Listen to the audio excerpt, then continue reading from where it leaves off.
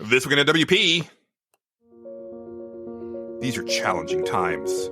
Here at Nerds Without Pants Incorporated, we are rising to meet the challenge to protect our employees and listeners. With extreme social distancing, sanitizing our microphones, and by saying other useless platitudes that make you forget that our CEOs have made billions while our workers are barely able to pay their bills. Nerds Without Pants. Here for you, but really here for us. Come in and put your weary feet up. Come in and gently close the door. Our time will leave you intrigued and wanting more. Remove your clothes. Listen to those headphones. Take off your pants. Relax.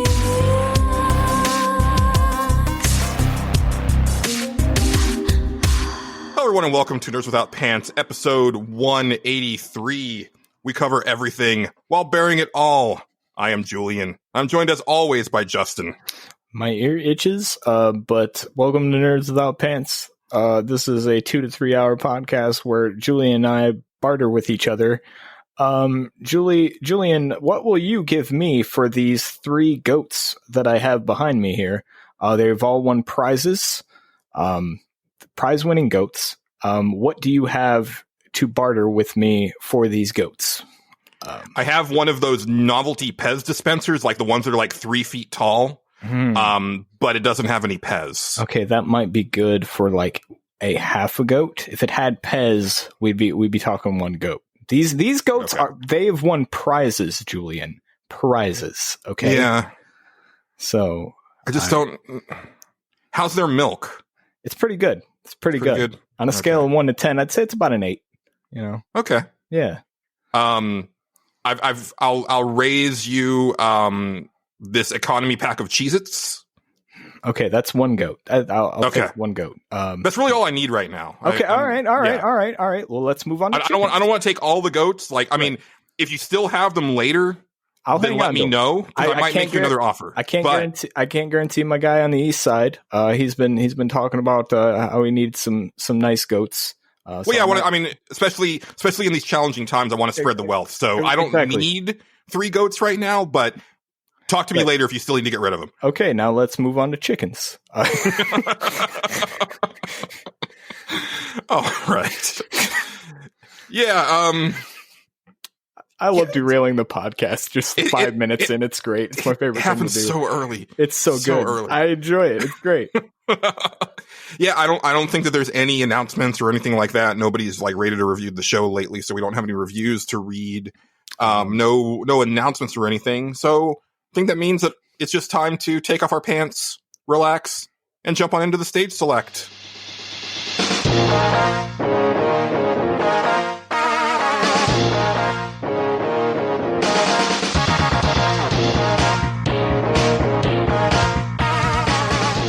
And this week's stage select is something that we've never done before.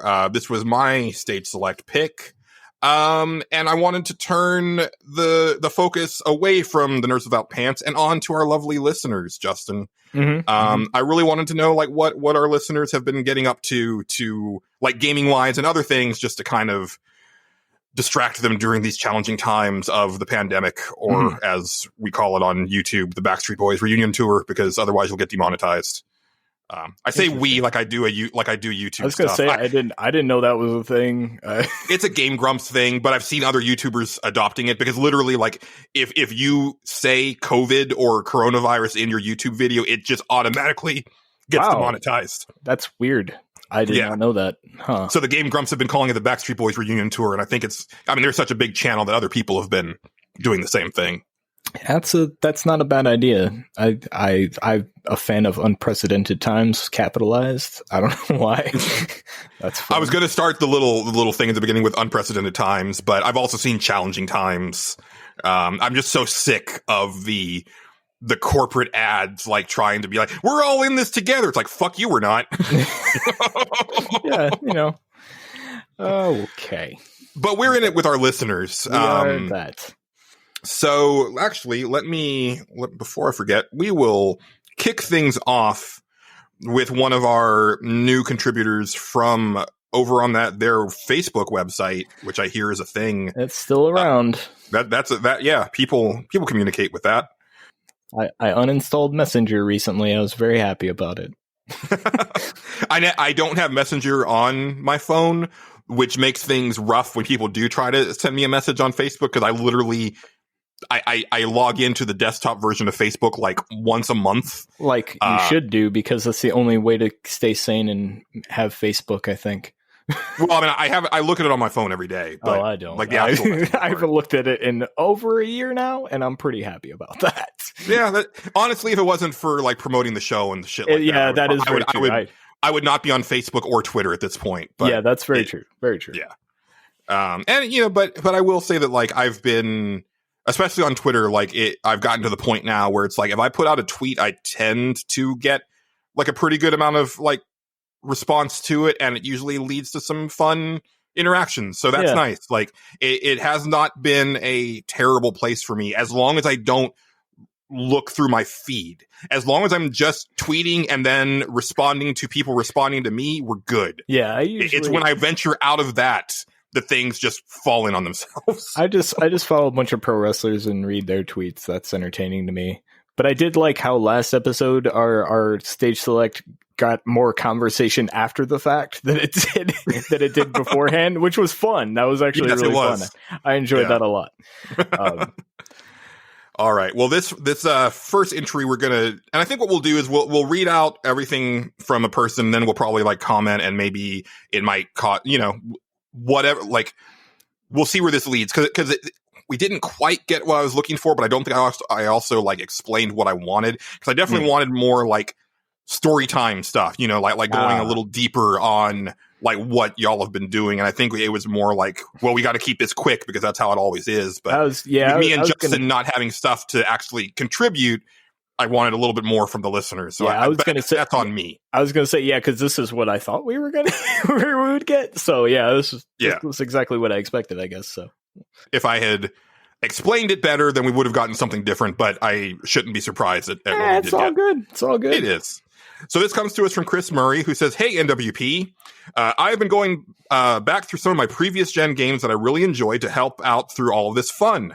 The Dead Space trilogy has been surprisingly cathartic through it." Oh, that's good. It's a good trilogy. Well, there's two good ones, and then the third one we don't talk about. But yeah, we'll get to it. He says, "I've also been going through the Dirt games again. It's just nice to hop in and drive a few courses after a long day of having more work than can possibly be done. The other geeky things I've been doing have been reading lots of comics, especially now that they are releasing again. I'm reading old school Usagi Yojimbo, anything Batman or X-Men. I finished all of The Walking Dead and have been going back through Invincible, my man. That and drawing Ninja Turtles while listening to podcasts. Oh, I miss drawing. I was thinking about that the other day. I'm very bad at drawing, so I don't miss it. Yeah, I believe it. He says, even though I don't game as much as I used to, it's been very helpful to listen about things that I love. NWP has been very helpful, especially the bits at the end when you've expressed how you feel and knowing that other people feel the same way. Thank you. Dude, you're welcome. Yeah, thank you.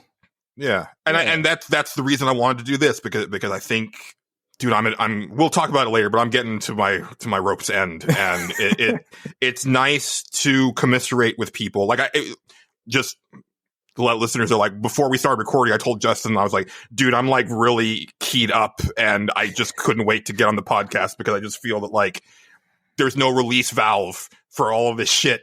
And I just want to talk about some video games. I don't have anybody to talk to about video games other than just like yelling on Twitter, which helps, but it's not quite the same. Yeah, that's very true. I usually have a point on Twitter. I will say whenever I do start a thread that I just kind of give up on the thread. I don't know when that point is. I haven't deciphered it that's all Twitter threads, yeah. Yeah, at some point I'm just like, there's a lot of people commenting on this, and I'm done. I've moved on. I've moved on with my life. I will say that like I've been trying to read, and it's been exceedingly difficult for me. It took me like since last year to read through this book. It was called Why You Should Be a Socialist. Very good book. But it took me like that long to read it. And then I'm still like only a third of the way through Masters of Doom, which I'm really enjoying. It's just, I don't know, there's something, I can't seem to really do anything other than play video games right now. I'm having a hard time focusing on television shows or movies. I've watched 1.5 movies this entire year as far as like sitting at home. Well, I take that back. 1.5 movies since like all of this shit started going down at home. Like I watched Kill Bill Volume 1. It's good. And I watched half of Batman Begins, and then like that's it. Yeah. So you never found out how Batman began. That's sad. No. But it's fine. Yeah. Yeah, I've been like that for a while. Like I have always had, like, whenever I try to read anything, like I just get really bored after a while, and like I can only watch people play video games, and I don't know why.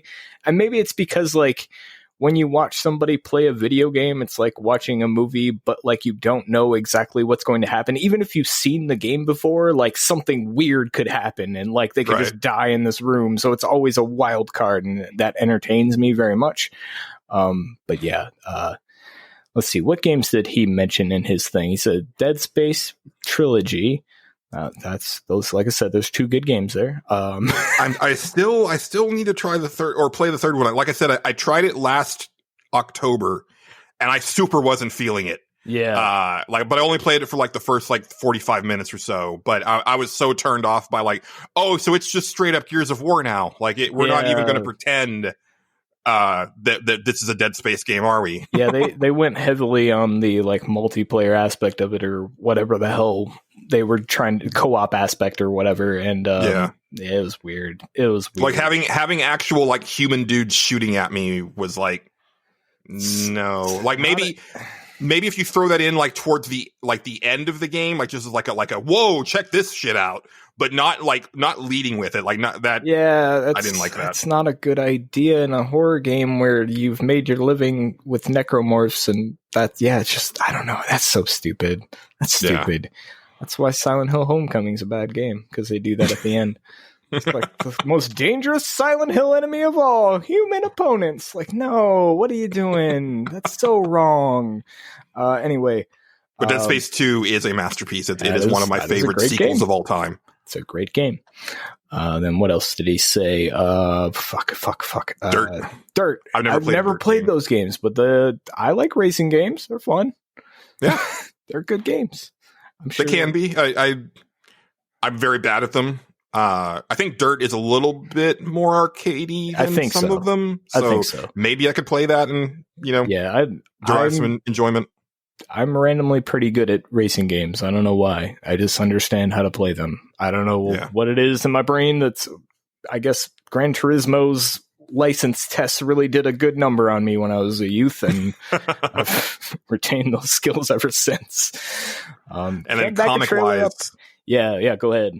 Oh, I was just gonna say, like, well, one, like, I am also going back through Invincible, but like because I bought the hardcover I'm trying to read, like, basically I traded in, or I sold all of my like regular paper trades because I knew I wanted the hardcovers, because it's a series that I love so much that like I just want it in like a really nice, like nicely preserved type thing. Yeah. And I think I've got the first 7 of them, and I think I'm on the 4th one in my rereading. But I it's been a while since I read those, and then I randomly like picked up like 2 of the last volumes of the New 52 Batman in trade form, just because I want to reread them, because it's a really bizarre story arc where Batman is dead, and they turn Commissioner Gordon into the next Batman. Oh. And that sounds silly, but it actually works surprisingly well in execution, because the New 52 version of Commissioner Gordon is a lot younger, and he was like an ex-Marine, so he's in decent shape, and he's got like this mech that he pilots. It's like a bat mech. It's a pretty cool story, and also like you find out that like, obviously like Batman and / Bruce Wayne, he's not actually dead, but what happened after the last story is that he was basically like regenerated. He did die, but he regenerated due to comic book shit. So he's Wolverine? No, it was he got injected with something that basically rebuilt him. Right, so he's Wolverine. Got it. Well, but it's like a one-time thing, right? It's not going to happen again. Okay. But the cool thing about it is that he has no memory of anything that happened before that. So you get to see Bruce Wayne without the trauma. And it's a very interesting take on Bruce Wayne, where it's like he's told what happened, and he can look through the records, and Alfred told him everything except the Batman stuff. And so he understands, okay, my parents were killed. It was a tragedy. Like, I had a rough life, but I also, have all these people in my life and everything, and I'm good. And it's like, it's really interesting to see what could have been. Obviously he has to, he gets his memories back and he becomes Batman. Yeah. Comics. But even so, I like, when it was happening, I was like, man, what if you just kept this going for like 3 years? I would be so into this. Right. Yeah, I guess it's tough to sell anybody other than Bruce Wayne as Batman. Didn't they try, like, okay, what's this? I think it's like Flashpoint or some shit, where like they go back in time or some shit, or they go forward in time. I don't remember what happens. That shit's confusing. They go to some alternate timeline, and like Bruce Wayne's dad is Batman or something. Yeah. It's like an alternate. It's one of the other Earths. One of the, in the multiverse. Yeah. That's a pretty cool setup. Also. Yeah, it seemed interesting. Yeah. All right. What else do we got going on? Are we on Pixelbit now? I think we can mosey on over to Pixelbit. All right. We'll mosey on over to Pixelbit. I love to mosey. I don't like moseying as much. I find it weird. It's awkward. I live in Texas. I like to ramble. I'm more of a rambler. Oh, I appreciate a good trundle. I don't even know what that is, but I assume it's a thing. So we're going to ramble on over to Pixelbit, where our buddy Extrian has this to say about things he's been doing. He says, Durling? That's my word? That's how I read that? Oh, Durling. I love you so. Good old Durling. During the early stages of this year, I began Sekiro. Being a hardcore Souls fan, I couldn't forgive myself for giving up on this last year. I finally reloaded it and started again. A month or so later, and I had one of the greatest feelings ever in defeating that damn final boss. My family and I, yes, indeed. My family and I got super into Animal Crossing New Horizons for a few months. It's died down drastically, but I'm sure I'll boot it up later. I've tried some stuff on Game Pass, such as Grounded. Went back to Slay the Spire to actually slay the damn spire. Still not completed yet.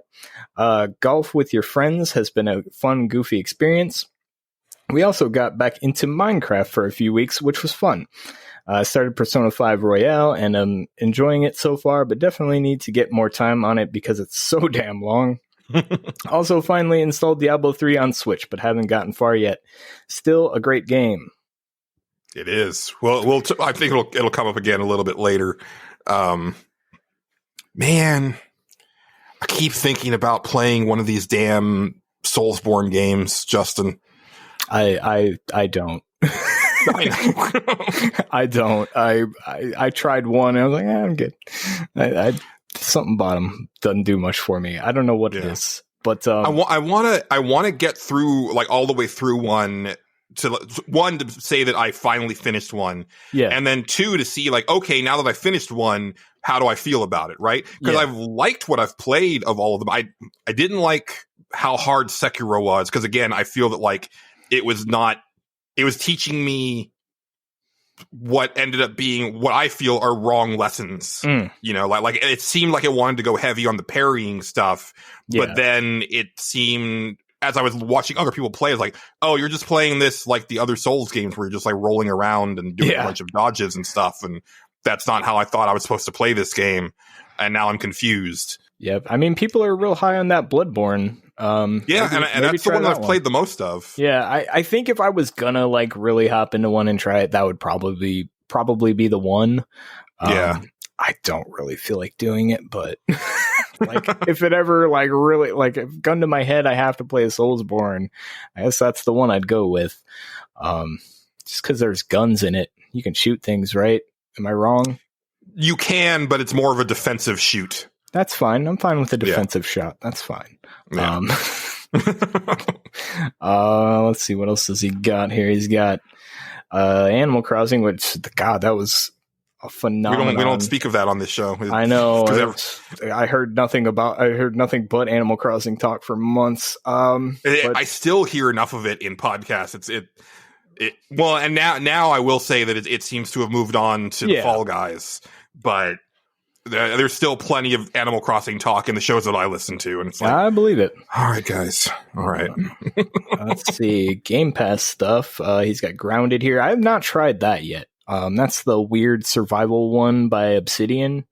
That's not my thing. Yeah, I think it looks super charming. It looks neat, but that type of game. Like, apparently there's like a story and stuff in there, and I'm like, that's cool. I just don't really want to do that. You haven't got through a single Slay the Spire run, Extrian? Like, not one whole run, or like you got to do multiple. You're talking multiple runs, like, because I've gotten through one run, and I was like, yeah, but did it? I'm good. That was it. Well, the first time that I played it, I got all the way through to the end of that run, and then it kicked me out to the menu, and I'd unlocked a new character. Yeah. That's what. Right? That's what I mean. Like, I'm always curious what people think is like slaying the spire. Like, if you get through one run, I don't know. It's weird. Yeah. Cause like Rogue Legacy, I mean, you had to beat like all 4 of the big bosses and then beat the last boss. So like that's when I knew that I was done with that game. Yeah. But Slay the Spire, like, it seemed like, okay, it's more of just like, I'm going to play it and see how far I get. And then and just keep playing it because I like playing the game. It's like Monster Train. Yeah, Monster Train. I played a lot of that this year. Yeah. Like 100 and something hours in that now. I mean, I can just list off any game that you've played in the last year and you've got 100 something hours in it. But for that type of game, like a card roguelike thing, like, that's like, I'm shocked I went that far. I expected to like beat it once or twice and be like, okay, I'm done. But like, I kind of like petered out on it now. Like, I'm kind of like, okay, I've kind of done everything I want to do, and now it's like ridiculously hard where I'm at. But you love card games, so like, I do enjoy that. Card doesn't games. Surprise me. Yeah. I do enjoy card games, so that's a thing. Golf with Your Friends. I used to watch a YouTube channel play that a lot, and it seems like a pretty fun game. I think you can have like different shaped balls. If it's the one I'm thinking of. Like, you can golf with like a cylinder, and like, it has physics of the cylinder, which is pretty neat. I could be wrong. That's kind of cool. But I'm pretty sure it's that one. Minecraft, yeah. And Persona 5 Royale, which I'm going to start. People have given me enough advice to where they were like, you should shut up and just play the game and stop being a baby about it. And I was like, all right, fine, I will. But I got to finish the other thing I'm playing first. But God, the game soundtrack's so fucking good. I was wondering it because I kind of thought that's what you would have gotten into in the last couple of weeks, but then I saw what you were playing. I've gotten into some other stuff, and I'm gonna finish that. I'm almost done with the thing that I got to finish before I start Persona, and then we'll get there. So, and I'm also going to petition the listeners the way that you did, because I think I've got about 20 hours into Dragon Quest XI, but the Xbox One version, which it's like the definitive edition, is coming out on Game Pass, I think, in October. Okay.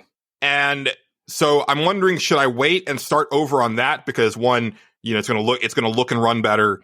It's going to have like all of the extra content, including the 2D stuff. Yeah. Or should I just continue with my games that are already like 20 hours in? Let me know.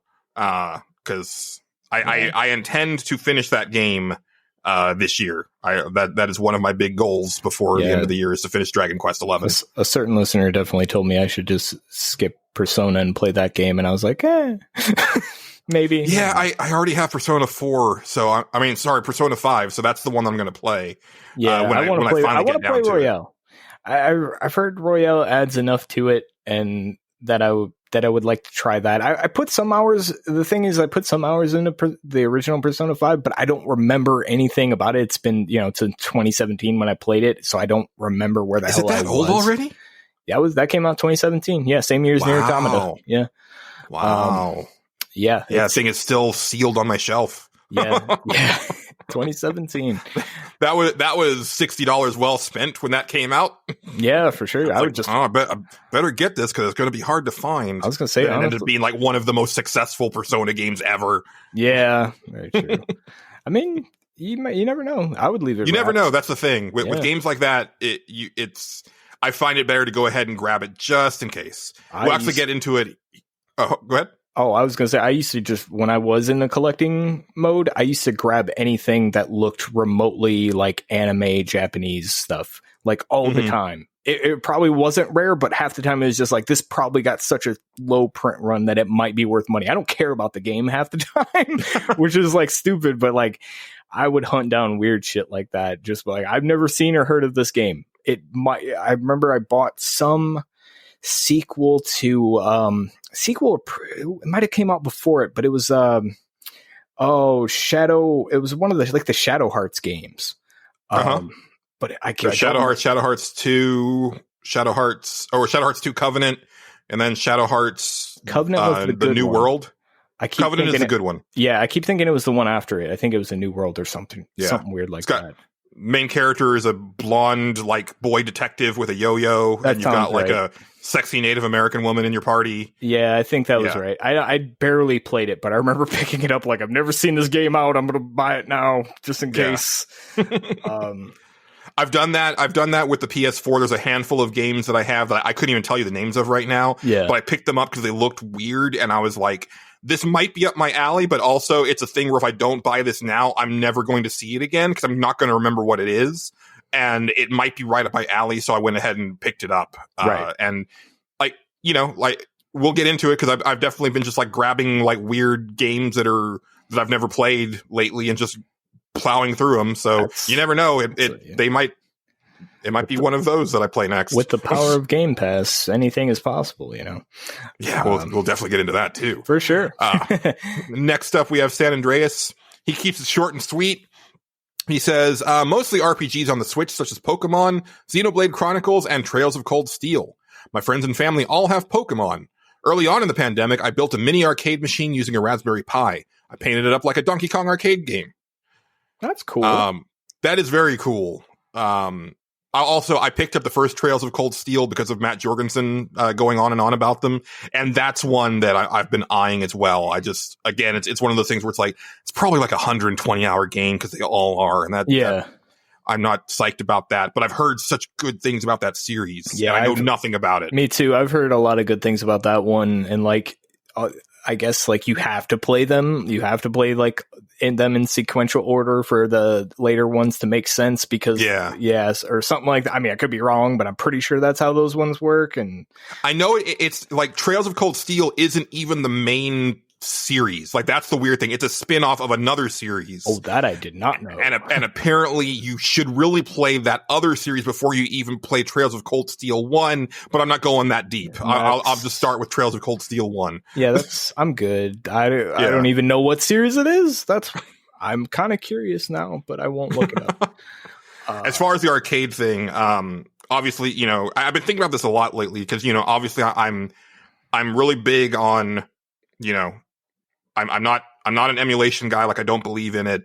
You know, I believe in buying my games and I believe in playing stuff on original hardware whenever possible because I think like even when is like a game is re-released on another system, like, you know, the Switch or something, and you have like NES games on there, something gets lost in the translation every time that you move away from the original hardware. Right. Having said that, when I do finally end up pulling the trigger on one of those arcade 1-up cabinets, I think I am going to try to fiddle around with like getting an emulator for arcade things because like so many arcade games, one, it's impossible to own all of those. Yes. And two, so many of those games are there's things that I have literally only seen once in my life. Yep.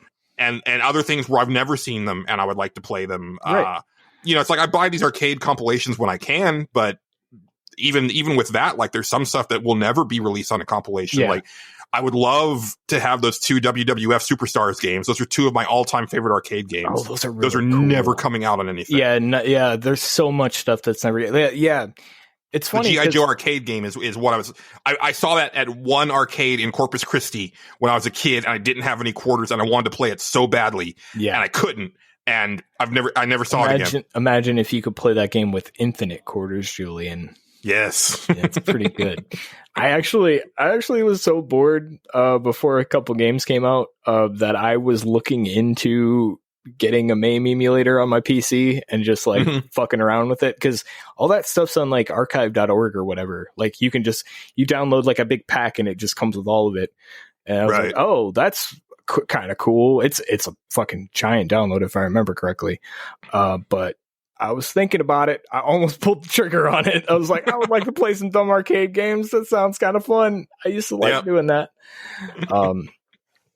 And yeah, it's like you said, a lot of that stuff is just, you'll never see it or hear about it ever. So like it's never getting re-released, but and sometimes that's the way that you want to experience it, right? It's like, you're only going to play it for like, maybe 15, 20 minutes. I was going to say, like, so many of those arcade games, like you're done with them in like 10 minutes, if that. You're like, this was made to eat money. Okay, I get it. Like, it's a neat little thing, but... like I said, we've got a couple really cool like retro arcades in Austin now, but I'm super not going to those anytime soon either. Yeah. So, it's like, I was at Best Buy the other day and they had one of the NBA Jam ones, and I was like, ooh.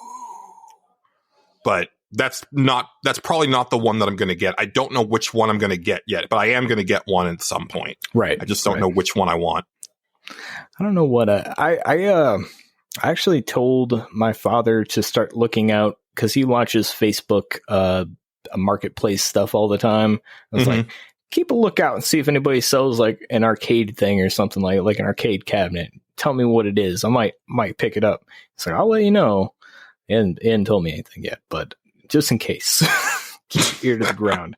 I probably wouldn't. I even told him, I was like, I probably wouldn't even buy it, but I mean, Street Fighter just 2 to know that it's out there.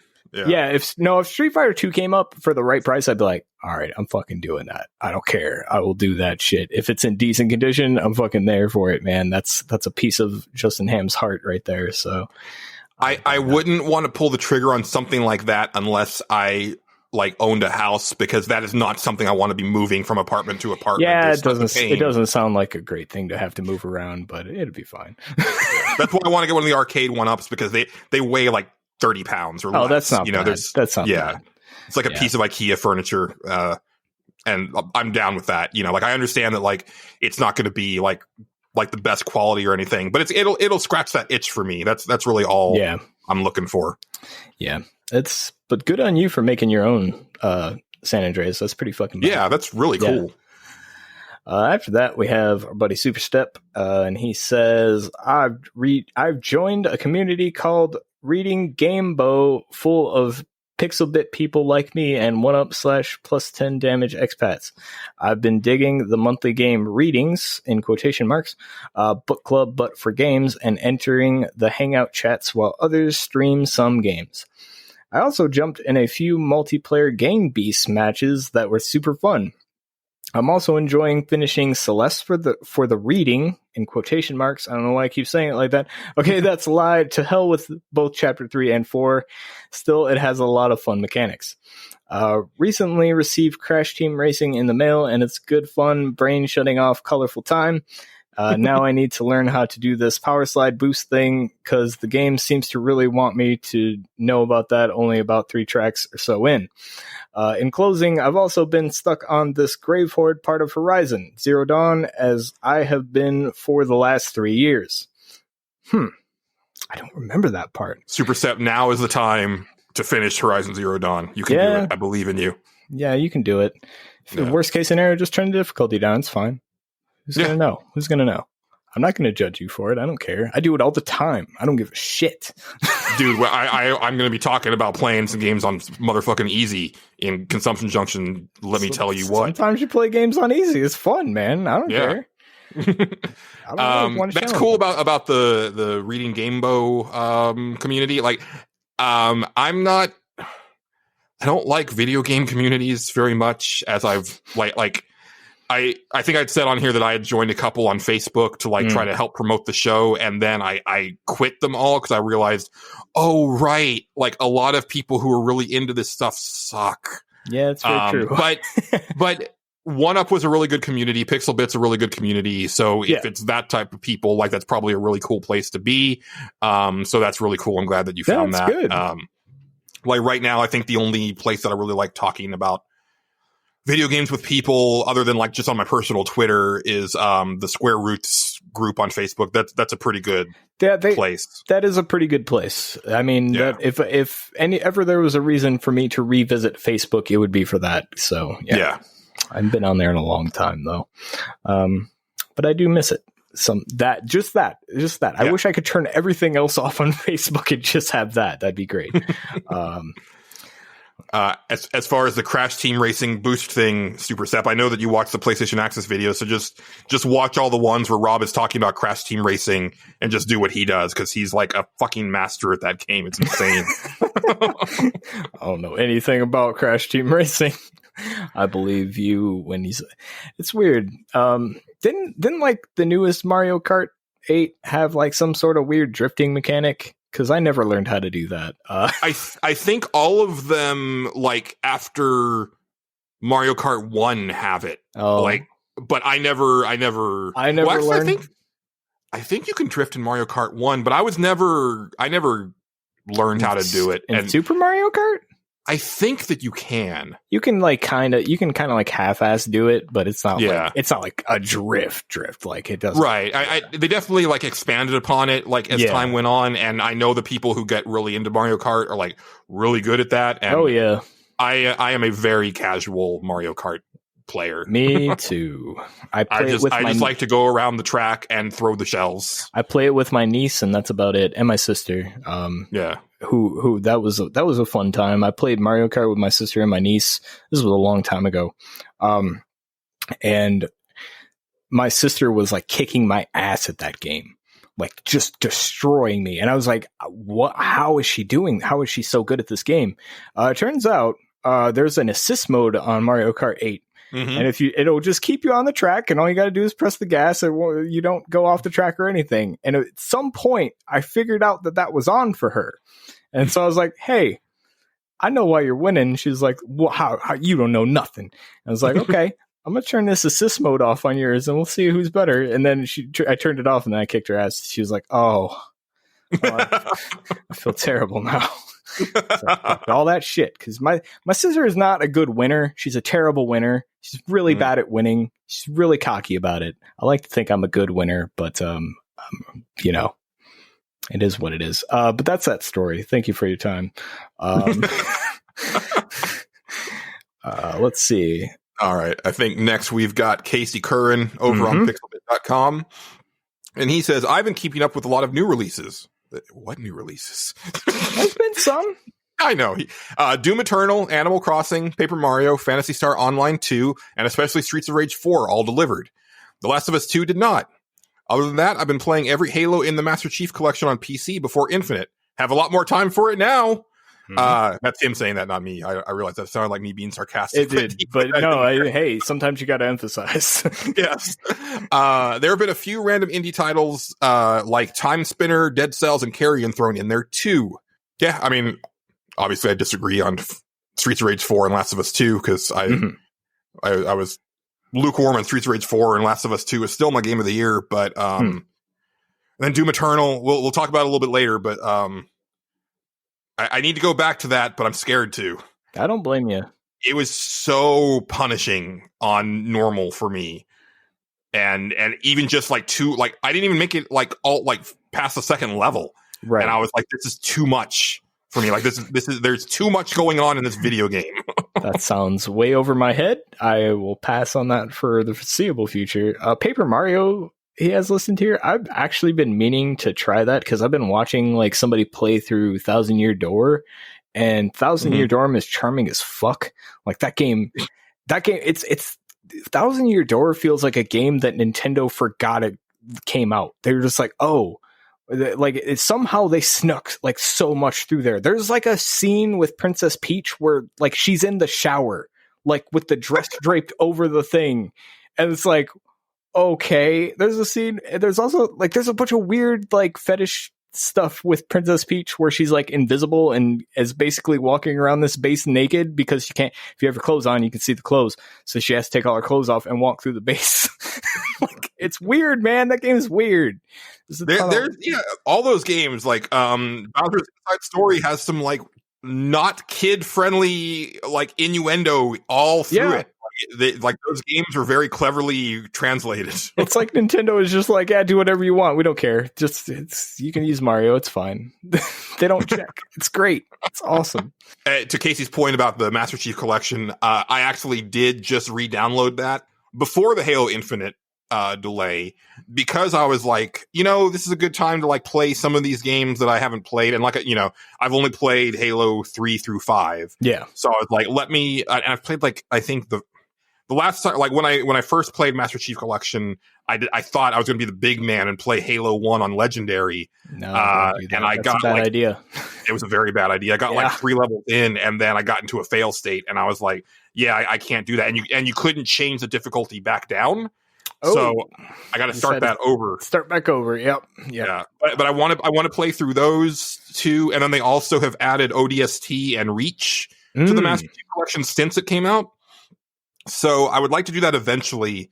And I was thinking, well, I don't want to play all of those and then play Halo Infinite. That's way too much Halo. But now, yeah, like, because they didn't even say that Halo Infinite is coming out like first quarter of next year. They just said 2021. Yeah. So I'm betting that comes out next holiday, just based on how early it looks. Could be. Like maybe it comes out in the summer, but I kind of doubt it. So that gives me a little bit more time. So I might end up going back and playing like maybe Halo 1 and then 2, because they're not super long, right? Oh, they're not long. They're not long at all. They're really okay. Not. Yeah, great. Yeah, they're perfect. Really not. They're like 10 hours, maybe a little longer, depending on how you suck at them. Like they're about not how long I wanted to spend on them. So exactly. Yeah, Halo 2, like Halo 1 remastered it looks pretty good. Like it's basically like they took a lot of I think they took a lot of like the Reach assets and made the remaster for it. Halo 2 looks like awesome. And like cuz I've been watching somebody play through those, and they added new music to spots and shit, and some of the music that they added is fucking awesome. Like it might come up later on this year. Like I'm just spoilers for something, because I heard a couple songs. I was like, holy shit, this is amazing. Like it's fucking awesome. Nice. Yeah. So like the remaster, like, and all the cutscenes that were in Halo 2, they redid them. Like I think Blur Studios redid them all. Blur did them, and they're real good looking. Like those used to be in-game cutscenes. They look real good. Like it's like movie quality cutscenes. They're fucking awesome. Yeah. So yeah, I've been meaning to do that. And since he mentions it, I tried Carrion because we were talking about it last episode. I didn't get into it. I thought it was cool. That game was neat. Yeah. And I was just you don't really like that style of game. That was anyway, exactly what happened. Yeah. I was like, I want to, if it wasn't free in quotation marks with Game Pass or whatever. If it wasn't on Game Pass, I probably wouldn't have tried it. But I was like, wow, why not? It takes like a few seconds to download or whatever, minutes, whatever. And I was like, yeah, okay, I'll try it. And I was like, I really like the way this moves around. This feels cool. It feels real good, doesn't it? It feels really cool. And then I was like, okay, yeah, it's one of these. And I just I was like, yeah, I'm done. But oh man, I never it's not a long game, but even by the end, I never got tired. Like I would giggle like an idiot every time that I would just like ragdoll somebody back and forth. Like I would grab them and then just like sort of like the Hulk fighting Loki in the Avengers movie, fling them back and forth before I chomped on him. I was like, it's just so fun. Yeah, it was cool. I was just like, yeah, good. Like, yeah, it was like one of those things I picked up and I was like, this is a neat game, but I don't want to play through the entire thing. I don't see how you could keep expanding upon this and keep me entertained. I'm sure they did. I'm sure they did fine.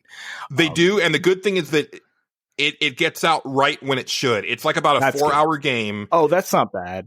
Yeah, because you get some nifty abilities and it does get more challenging. Like it's funny because you would think that like as you get bigger, it would get easier, but it's actually the reverse, because the more mass you have, the easier it is for them to shoot you. And especially when they bring out the flamethrowers, if any part of you gets caught on fire, the whole thing goes up. So you have to like find water immediately. Yeah.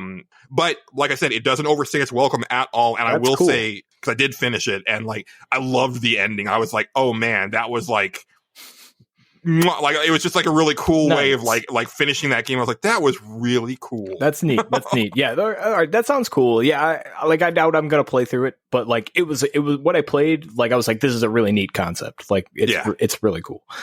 Yeah. All right, who's next? We got Daft-Man. I believe he only commented because our last episode was under 3 hours. He says, how have I been spending all this extra pandemic time? Well, you see, I have 4 small kids, so being stuck at home doesn't actually give me any extra time to do things. Those people joking on social media about finishing Netflix, screw those people. It took me like 3 months to get through Neon Genesis Evangelion.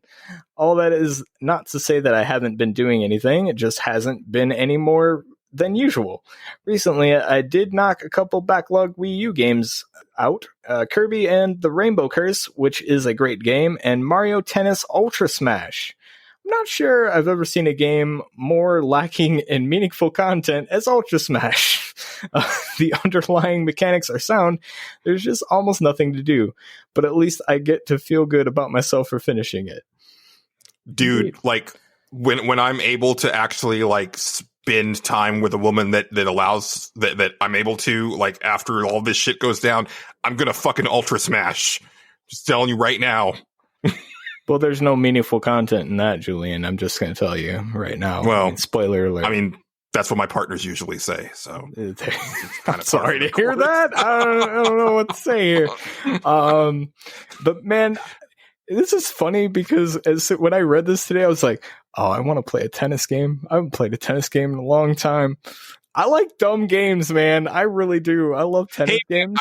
I owned and loved Virtua Tennis on the Dreamcast. That was the one I immediately thought of. That's kind of the one. Yeah, it is. It did sequels to it, but that is the one. I think I played the sequels and thought they were pretty decent, but yeah, Virtua Tennis was fucking great. Yeah, there's one out now called, I doubt it's any good, but I've looked at it like my like serious craving for a tennis game has almost gotten me to buy it a few times. It's called like AO Tennis. It looks bad. Like I just look at it and I go, this is probably a really bad game.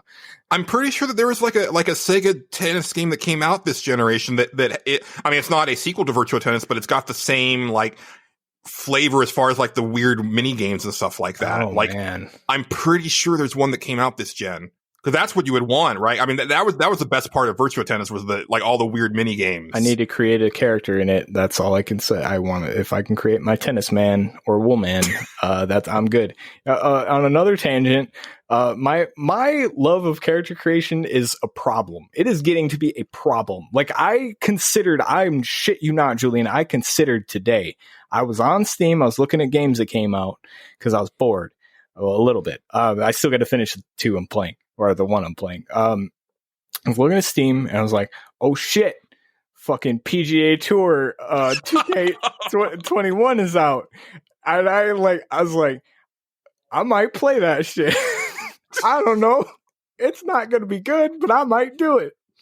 I wanted to play that one where they went wacky with it, where like there was like a Battlefield course where there was like they did some really wacky, it was the EA one, and they did some really wacky shit with it, but they only did it once, and I think it was only like 1 or 2 courses, and I was like, man, if y'all like doubled down on that, I would actually buy one of these, because that sounds fun. Was it one like the Tiger Woods ones or something? Well, I mean, I don't think it was Tiger Woods anymore, but it was that lineage. That lineage, right? Yeah. I don't know what that series is called now. But me neither. I didn't Golf Club. I don't know. That's the one that's people. I don't know what's coming out golf wise. I haven't played a golf game in years. That's not true. That's not true. I played Neo Turf Masters all the time when I'm really bored. That's the best golf game ever made. I will fight anybody who disagrees. Where are you playing Neo Turf Masters on? On the Switch. Really? They have it is on the Switch. The ACA Neo Geo arcade port for it. Gotcha. Oh, it's great. Oh, I love Neo Turf Masters. It's so good. Fucking be the putt master. That shit's great. Fucking. And also, like, I gotta say, I'm sorry, Daft Man. I feel for you, but because I cannot fathom having to deal with kids during all of this shit. But when I do see people dealing with their kids, I'm like, I've got cats. And I know it's really shitty of me, but I'm kind of a shitty person. A little bit. We should just stop having kids, people. Like just as a species, we should just stop. Let's just let it die out. Let's just lock it down. Let's just peter out and then let.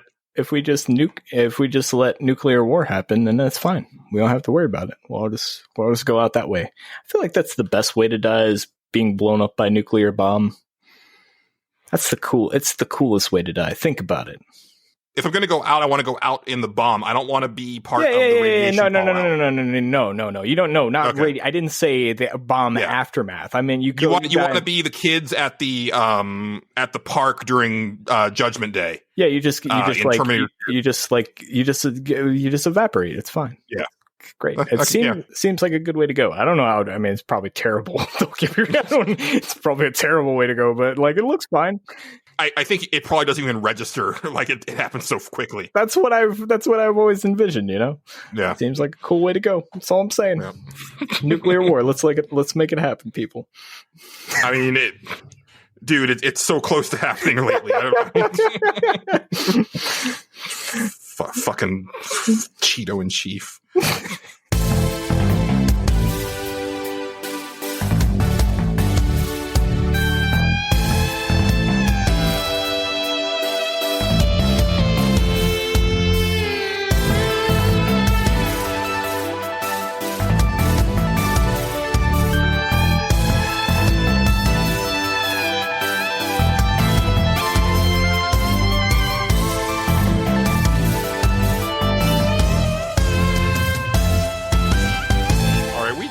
Get pretty good amount over on that there Twitter. Over on that there Twitter. Not that one Twitter, but that there Twitter. Yeah. Yeah. Where all the varmints hang out. I don't know why I'm speaking this way. Like, you're very Texas today. It's enlightening. It's weird too, because like no one in Austin talks that way. Like I literally, like, for listeners, like when I like opened up the Skype window, I said, well, hello there, partner, to Justin, like in text. I never say that. I tried to go directly opposite, where I was just like, hi. It's like extremely other way around it. Yeah. I should have went, anyway. Yo, what up? First up over on twitter.com, we have Philip, who is on Twitter at PK Becker. And he says, what has been getting me through this year? Doom. That's really it. Doom Eternal, Doom 64. Currently playing Doom. I expect to play through 2 and 3 and probably 2016 by the end of the year. I tried Metro Exodus, Horizon Zero Dawn, and a number of indies on Switch, but they all seem to have turned to ash in my mouth. All I crave is Doom. Project Warlock is the only other game I have actually played through this year, and it is a game inspired by Doom. Also, every time that he types Doom, it's in full caps. I probably should have projected a little bit. Maybe I'll do a little bit of reverb every time that I say it in the editing process. Live your best life. I don't know, you know. I love this because I feel that I'm reading an entry from Angelo circa 2016. Because, right? Like, that year, like when Doom 2016 came out, like Angelo went so hard on the entire series. Very true. Very true. Hey man, I mean, it's a good series. I can't do it, but God bless. I think that you would love 2016. I might. I don't know. It's so fun. I'll give it a shot sometime. But yeah, I think it just left Game Pass. Unfortunately, I think it was on there for a while. It was, and I was just kind of like, just kind of heel around it. There's that Texas talk again. Now it's coming on to me. It's contagious. God damn it, Julian. What have you done? Forget about COVID. That is the actual pandemic you have to worry about. Texas talk. Texas twang. Texas twang. He caught that old Texas twang, that one. But good on you for playing a bunch of Doom. That's cool.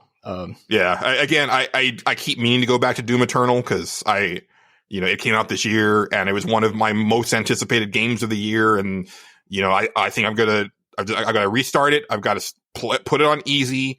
And then there's that one perk that I think that I need to get right off the bat because I think it's mandatory and I didn't get it. And like, I don't think that I can progress on normal without it. I would be terrible at that game, I'm pretty sure. So who knows? After that, we have, should I announce him as Fire in the Hole or by his Twitter handle? Both is fine. Good. Okay, great. Because I like his Twitter handle. He is our buddy Kevin. He is at Kevin37_. 7 is spelled out in letter form, which is a cool way to do that. And he says this. He says, hello. This is a very professional intro, by the way. He says, hello. Here's my input for episode 183. That's very nice of you to say that. He says, in 2019, I started playing Marvel's Spider-Man Game of the Year edition for PlayStation 4, and then got distracted, so it went to the back burner. During this pandemic, I went back to it, and it hooked me. I was able to beat the game, unlock all the costumes, get the platinum, and also beat all the DLC missions. Definitely one of my favorite superhero games. I also played some smaller games in between, including Cuphead, and an old school Contra-like game called Blazing Chrome. Had a lot of fun with both. Another game I have put a lot of time into is Call of Duty Modern Warfare multiplayer. My brother and I have been playing these games together online since Call of Duty 4, and Warzone is a lot of fun. Recently, I have been playing Fall Guys. That is a fun distraction. Glad it was a free game. I started a playthrough of Final Fantasy VII Remake on the 4th chapter. I mess around Dreams and look at the cool things people make on there. And other games I play here and there regularly include Parappa the Rapper PlayStation 4 Remaster, Metal Slug Anthology, Parappa the Rapper 2, Dig Dug, a lot of different old school Cage. Oh, yeah, a lot of different old school. There we go. Nice. Yeah, that's a lot. Fire of in games. the Hole has been this has been kind of like me this year, just like going from game to game, little games, big games. I totally identify with this post. Yeah, he's played a lot of shit. I want to play. Just reading the name Metal Slug made me want to play through Metal Slug for like 20 minutes, and then because that's how you play Metal Slug. You play it for like 20 minutes, and then you stop playing it. Yeah, because those games are fucking hard. They are hard, but that's why you play them with infinite quarters, and then it's fine. Yeah. Yeah. Then you're like, okay, it's fine. I'll just beat this game real quick. It's fun. I love those games, though. They're really cool. Turn into like a zombie and fucking puke kill everybody on screen. That shit's amazing. That's the one that when that one came out, I was like, that's so cool. It's so good. It's so awesome. There's like other shit I can't remember off the top of my head, but man, those games are great. Yeah. And really cool that you're able to like play multiplayer with your brother. Like I think that's really neat. Like I haven't done it in a while, but like I have been trying to hop on Final Fantasy 14 with my friend Shanna more just for like the social aspect than, you know, actually playing the game. I think I've got a vacation coming up, and I'm probably going to end up just playing a shit ton of that with her.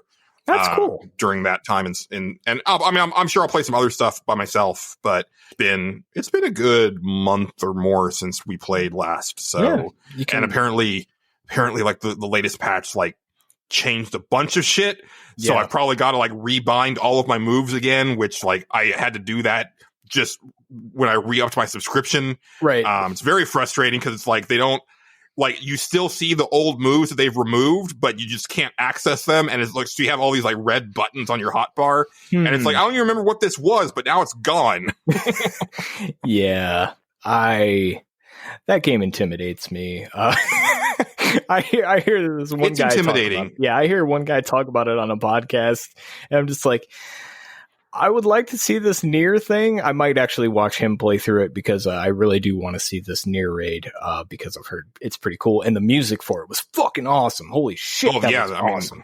I've gone on and on about the music in that. Oh game. Yeah, the game wise. I mean, this like Nier, but yeah, even like the raids as well. Like they're like the Kefka stuff. You know, they do like an amazing rendition of Dancing Mad. There's apparently a whole fucking like canon thing based on Final Fantasy Tactics in there, where Ramza and Delita have like, I was like, holy shit, that's fucking awesome. Like, that's great. Like that they add the guy who wrote Final Fantasy Tactics wrote it. I was like, that's fucking cool, man.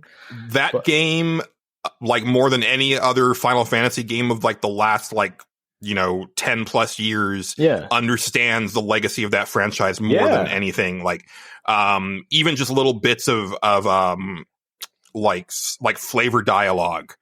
I forget what it was, but like when I got my wind up Kane minion, because you can get these little minions that follow you around. They're basically like little action figure versions of like characters. Right. And I got one for Kane from Final Fantasy IV, but it was sent to me as like, I think it was like when I got like one of the digital deluxe versions of the game. And so it was sent to me, and so it was an item that I had to use in order to get it.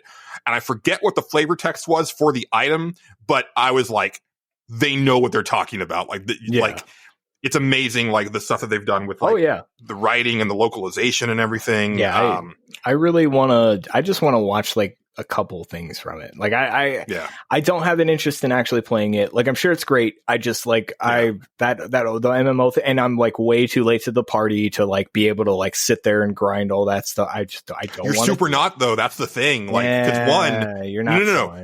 No. It's free to play up until like the Stormblood expansion, which is a fuck ton of content now. Yeah. Also, they streamlined the main story quest for A Realm Reborn and Heaven's Ward, so they took out a lot of the filler. Yeah. And I think they also increased the experience gains on those quests. So, and there's a lot of people playing through that content now, either because they're new players or because they're like old players that just want to re-experience it. Mm-hmm. You'd be surprised. It might be worth it just to like, because again, you can just play it for free. It might be something to just like go in and try it. Probably not. I'm not gonna lie. You played how much of Black Desert Online did you play? Yeah, but Black Desert Online, I'd never had to interact with a single individual in that entire game. Does that make sense? Like it was almost pure. It was pure single player. Like and like that's the whole thing. Like I know at some point I'm going to have to be like, okay, I have to get in this party to do this thing, and some guy's gonna be a dick, and I'm like, I'm done. Like that'll be it. Like I can't put up with that kind of online interaction. I just can't. I will say that the amount of dicks in 14 is surprisingly low. I will say that. I believe. I believe it. But it would only take. But you're right. One guy. Like my friend Shanna, like because she doesn't like even though she plays this every single day, and she's never done any of the raids or the really big boss fights. Yeah, because she's afraid of playing with other people that she doesn't know, and it's because somehow. Like every time that I go into like a random group, I have a great time. Yeah. Somehow every time she goes into a random group, she gets some tool that is just treating her like shit. And I don't know, she's got the worst luck with that stuff. Like not just in that game, but just in life. Like it's kind of amazing. I tend to have not the greatest luck with that stuff as well. So I'm like, I'm good. But I would like to. I want to watch that Nier raid. Like I said, the music for like that, like the new Nier raid is like so good. Like they played it at the end of this one podcast. I was like, this is fucking incredible. Holy shit, it's so good. Oh man. But anyway, good on you for playing all the multiplayer stuff. Also, at the end of Fire the Whole Post, I didn't know they remade or remastered Parappa the Rapper on PlayStation 4. I never got around to trying it, but they did that a couple years ago. I believe it. I love those games. I will have to go find them at some point because I would like to own them. They sound good. Yeah. Well, they only remastered the first one. I think he might have just been playing like a PlayStation 2 version of Parappa 2. Okay. That's fine. Or it might be on PlayStation Now if he's got that service. It also they might have just, I don't know. I'd have to look to see, but that's cool. All right. Next up, we have Esteban Eastless, who's on Twitter @expired.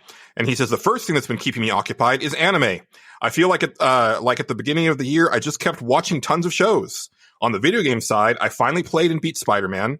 Then after that, I played FF14. But when my time ran out, I picked up Persona 5 Royale, which is still taking me some time to get through because I got really sidetracked with Magic the Gathering Arena. Hey. Oh, man, he is speaking your language, Justin. Oh, yeah, absolutely. We know the stories of Magic already, and I won't go further than that. After Persona, I plan to play Dragon Quest XI, but I may need a game to play that is shorter before starting right into another big JRPG. I do actually play a lot of Rocket League when I can't invest a lot of time on one game. It's good for me to play like 30 minutes to get a quick game fix. That's it for me. I have been working throughout the whole pandemic, so the biggest thing I lost this year was going to the movies.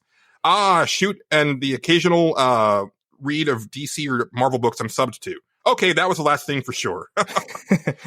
Yeah, man. Well, congratulations. Like, I think a lot of our listeners have been working through this whole thing, and I'm really glad for that. I've been working through the whole thing as well. I know I'm very lucky for that, right. Even though things have been super hard because of the job that I have. But so I'm glad that you've been able to keep up with work. But I'm right, dude. I miss going to the movies so much.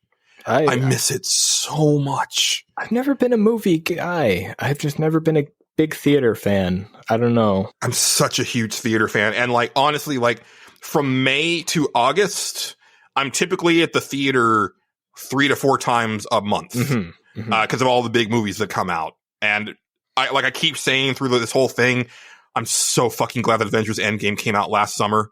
Because if that was a Marvel movie that kept getting delayed because of this, I would be dying. Oh, yeah. So I'm glad that like that whole thing kind of wrapped up. Because I'll watch Black Widow, but I'm not excited about it, especially after Endgame. So it's like, yes, I'm like, okay, that's fine. Like, I can wait for that. That's not a big deal. But if it was Endgame that was supposed to have come out in May and then it's not coming out until November and probably not even in November, like I would just be like climbing the walls because like I needed to see how that ended.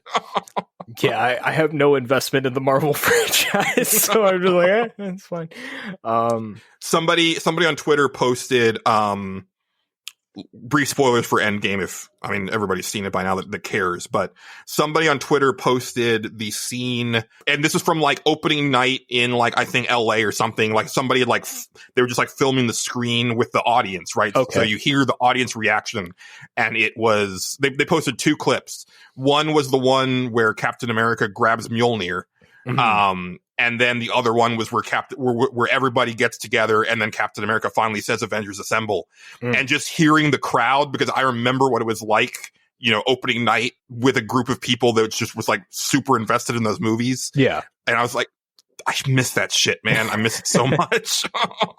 And even because theaters are supposed to start opening up here, like at the end of this month, and it's like super not going to the movies. Yeah, that just sounds like such a bad idea. Not doing that. Yeah, that just sounds like a bad idea.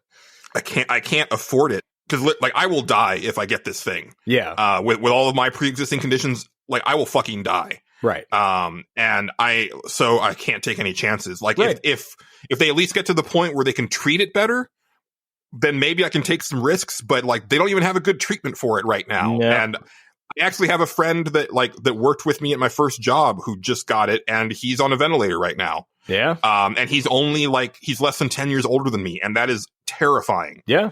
So yeah, it's pretty fucking scary, man. It's pretty fucking scary. It is fucking me up. I will say also, Estevan, I also cannot go from big game to big game, which we'll get to in Consumption Junction, because I've been playing a bunch of small games. I was gonna say, this man's been planning on beating Persona and then going into Dragon Quest XI. He crazy. Shit. Yeah, that sounds like a Justin thing right there. I could see you doing that. I could see me doing that. I could. Yeah. And also getting sidetracked by Magic the Gathering Arena. I totally get it.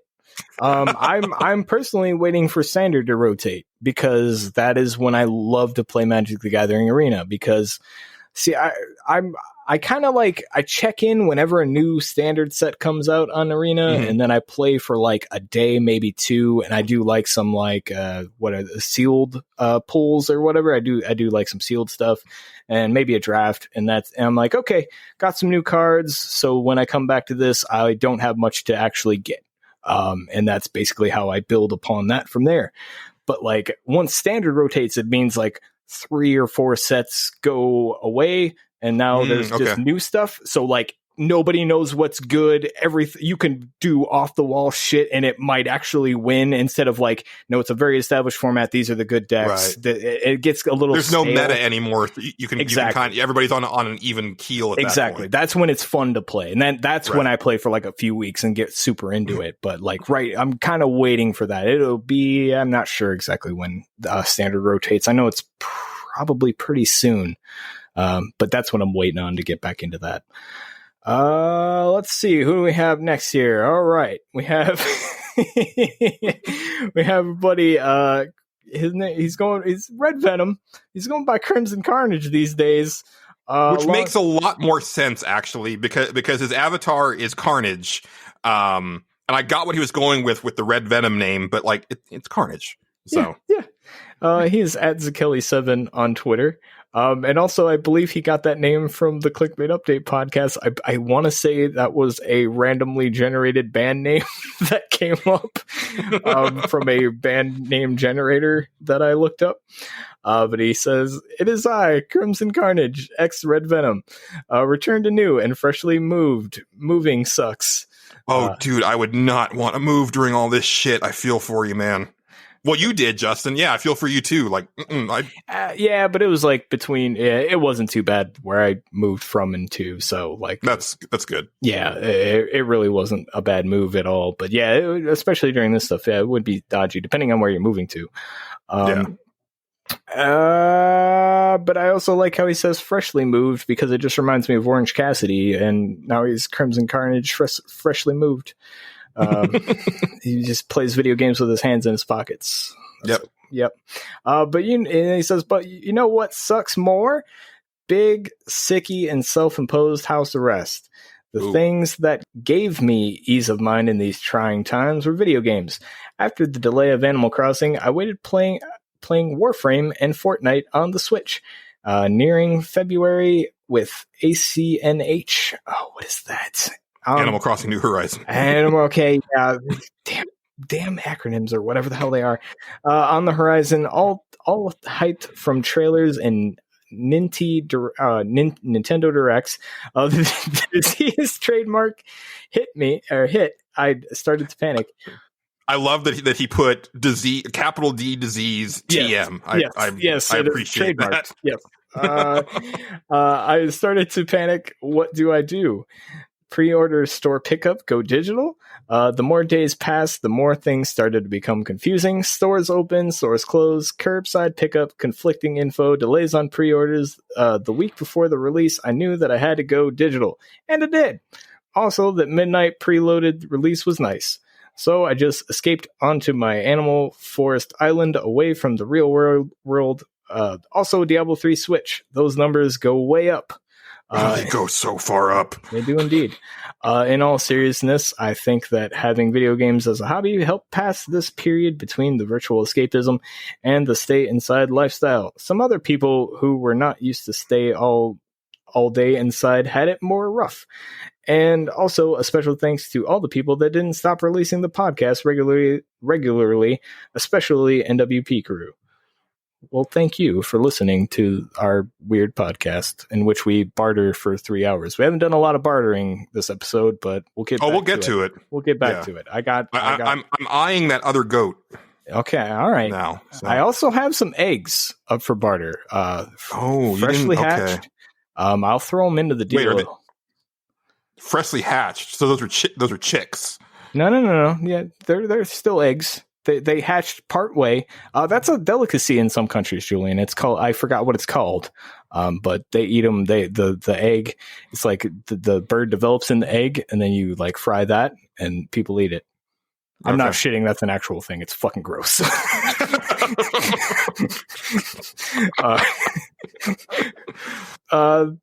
More Animal Crossing stuff. That's good. A lot of people played that. A lot of people really got into that over this, and man, what a time! That was like, I mean, it's not a game for me, but like that was like the perfect time for that game. And I don't know if the next Animal Crossing will do a fraction of what this one did, because I think it's a total matter of right place, right time. I don't think Nintendo should expect the next game to sell, half of what this one did, but like, know that like it far exceeded any of their even generous expectations. So that's really cool. And then I will say that like, because I did end up buying both Last of Us 2 and Ghost of Tsushima digitally because even though stores are open here, well, one, I again try not to take too many risks, and two, the last time that I went to the Best Buy that I normally shop at, it looked like they were actually in the process of closing because they didn't have shit on their shelves, and I wasn't sure if I would even be able to get a copy of Ghost of Tsushima. So, like Last of Us 2 was like a total impulse thing, and I was like, well, I'm not gonna chance it, and I just like pre-ordered it like last minute.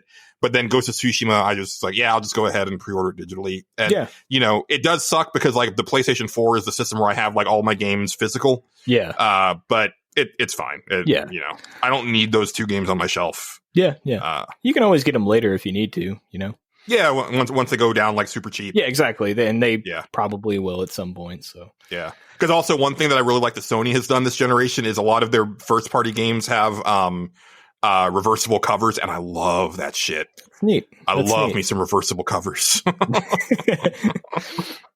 I'm very easy to please. I can see that. That's fine, man. It's all good. Yeah.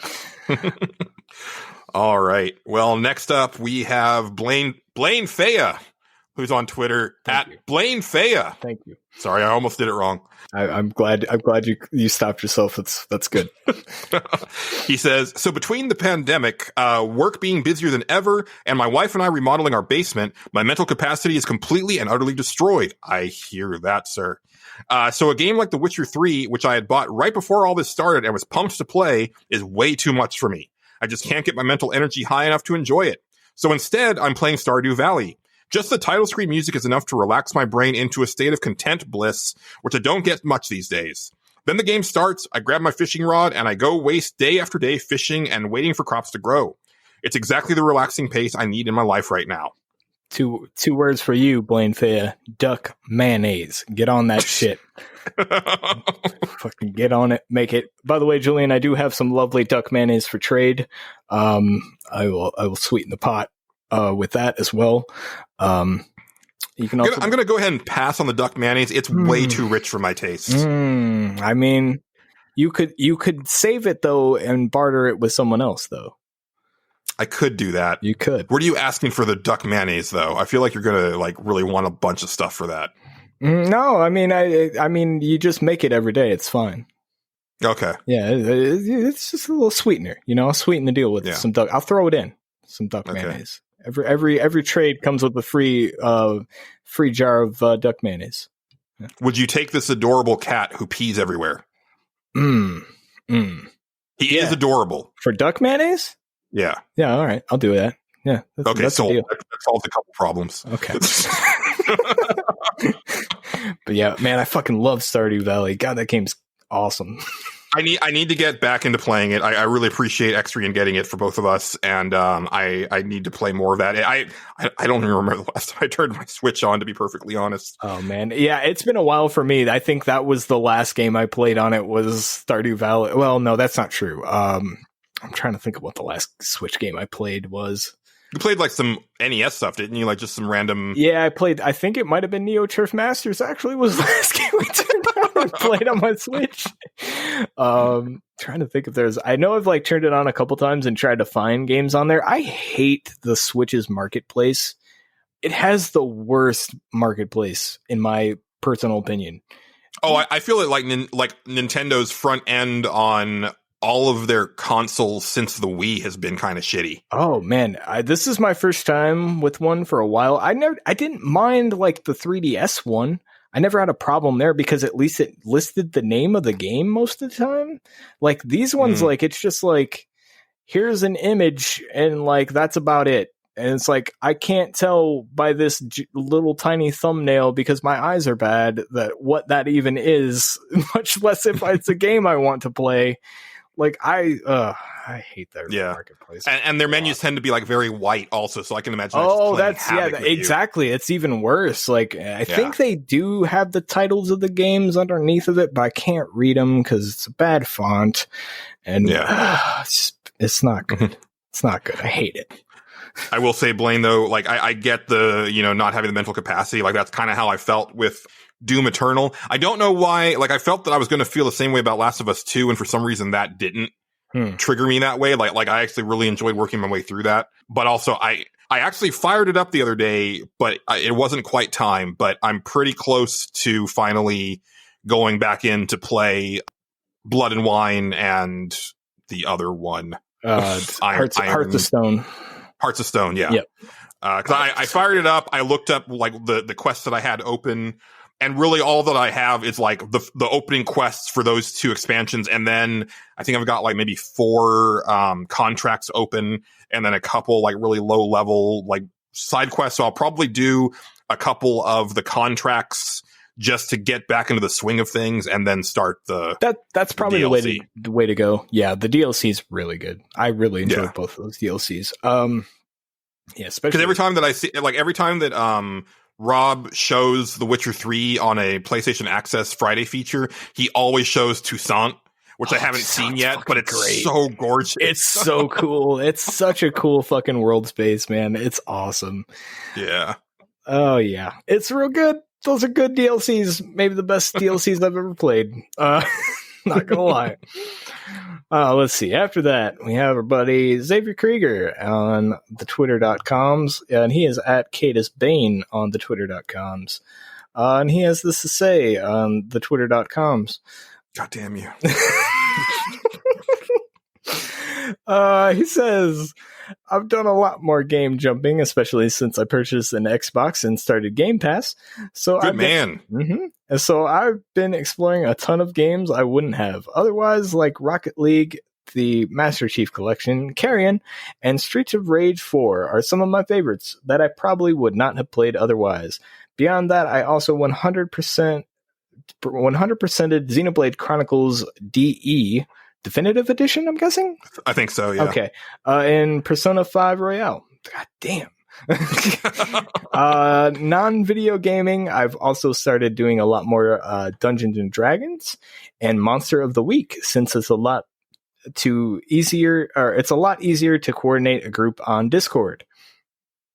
I just want to point out, Xavier, that you made Justin Ham say goddamn with your video game completion. That should tell you a lot. Yeah, he 100%ed Persona 5 Royale and Xenoblade Chronicles. Like those are big games, man. Like, no, I know. Like, but it's one thing to beat them; it's another to like do everything in them. That's impressive. So yeah, my rats off to you. Your rats are off to him. Mm-hmm. You heard me right. You heard me. All right. I just want to make sure. It's a real God. That's an ancient reference that nobody remembers. If you remember what show that was from, I'll be impressed. But yeah, good stuff. Yeah, and congratulations on no, I didn't pick up Xenoblade Chronicles Definitive Edition because like I have it on the Wii U, but at the same time, I'm never going to hook up my Wii U again. I probably will because I want to play some Wii games, and I may as well use the Wii U to play those games on since it's backwards compatible anyway. And I do have quite a few Wii U games that are worth playing as well. Someday. Yeah, there's a handful. I mean, they'll probably all come out on Switch, but what can you do? Not Devil's Third, my friend. That's not coming out to Switch. Oh yeah, Devil's Third's probably not going to come out on the Switch. And I have a sealed copy of that because I felt that that was a good investment. Okay, all right. I may have the wrong game here. Devil's Third was the one. No, you've got the right one. It's the Itagaki game. Yeah. Okay, I was just gonna. It was made by the guy. Yeah. Okay. Yep. Oh man, I forgot that came out for that. Okay. Well, yeah. Let's see. Am I reading?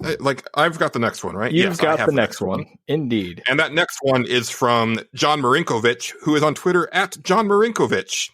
And he says, it just has to be... Oh, nope, that is the wrong thing. That is his Cage Magic pick. What he actually says for Stage Select is, I've been playing a handful of games as they strike my fancy. Elder Scrolls Online with friend of the podcast, Blaine Faya, when we can swing it, and our wives aren't making us work the honey-do list. When I first read this, I thought it was the honey-do list, and I didn't know what the honey-do list was, but I realized it was honey-do X or Y. No, it involves hams. It involves many hams. Honeydew hams. They make honeydew hams. I thought it had to do with melons. Oh yeah, those two. He says, I also just restarted Shadow of Mordor because it's vastly superior to Shadow of War, and I've needed a Tolkien fix recently. When I feel like shooting something a million times, I've been playing through the Gears franchise while I save up to buy the most recent installment. Yes, I know I'm super late to that party. Oh, dude, I haven't even finished 4. And finally, I'm playing the shit out of FIFA to get my sports fix. Otherwise, I'm listening to the NWP podcast as often as time permits. I love what you guys are doing, and it's easy entertainment for when my wife insists that we need to watch The Real Housewives of Who Gives a Fuck. John, I like the way that you talk. Yeah. Thanks for listening to the show, especially. I will say, because I've got a friend who's been going through like older podcasts, and granted, the audio quality is kind of shitty up until maybe 3 years ago or 4 years ago. Mm-hmm. But the actual content, still pretty good. It's pretty good. So, if you're running out of stuff to listen to and you haven't heard all of our stuff, we did try to future-proof the show in some way. So I do think that a lot of it is still relevant. It's not just us talking about the news every episode. It's right. The original show format was we had a show topic, and then we would talk about what games we were playing. So some of those topics are really deep and thoughtful and interesting, and we've got some fun guests in there. Oh yeah, which some we need of to that get stuff back is to. really good. Yeah, I've listened to it myself, and I highly recommend those old episodes. They're quite a good time. Yeah. And yeah, I can get with you on, the Elder Scrolls thing. I mean, obviously for me, it's Final Fantasy 14. And I've been thinking about Shadow of Mordor is the superior game, but I've been thinking about restarting Shadow of War simply because I want to see how the game is now, because they changed so much of it after I played it. Mm-hmm. They took out the microtransactions, and I think they restructured some of the end game stuff. That sounds right. Yeah. So I want to see if that actually changes the game in any noticeable way, because like I said, when I played it originally, I didn't feel that stuff was impeding my progress, but at the same time I want to see if it does streamline the game in any way. And also they had done a pretty big Xbox One X optimization for it, so I'd kind of like to see that stuff too. I don't know. We'll see, because it's very long.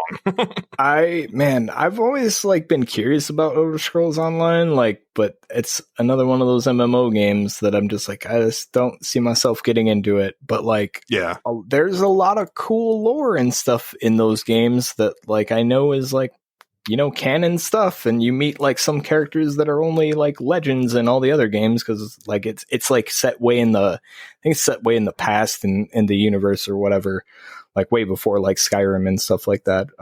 Could be wrong, but pretty sure that's right.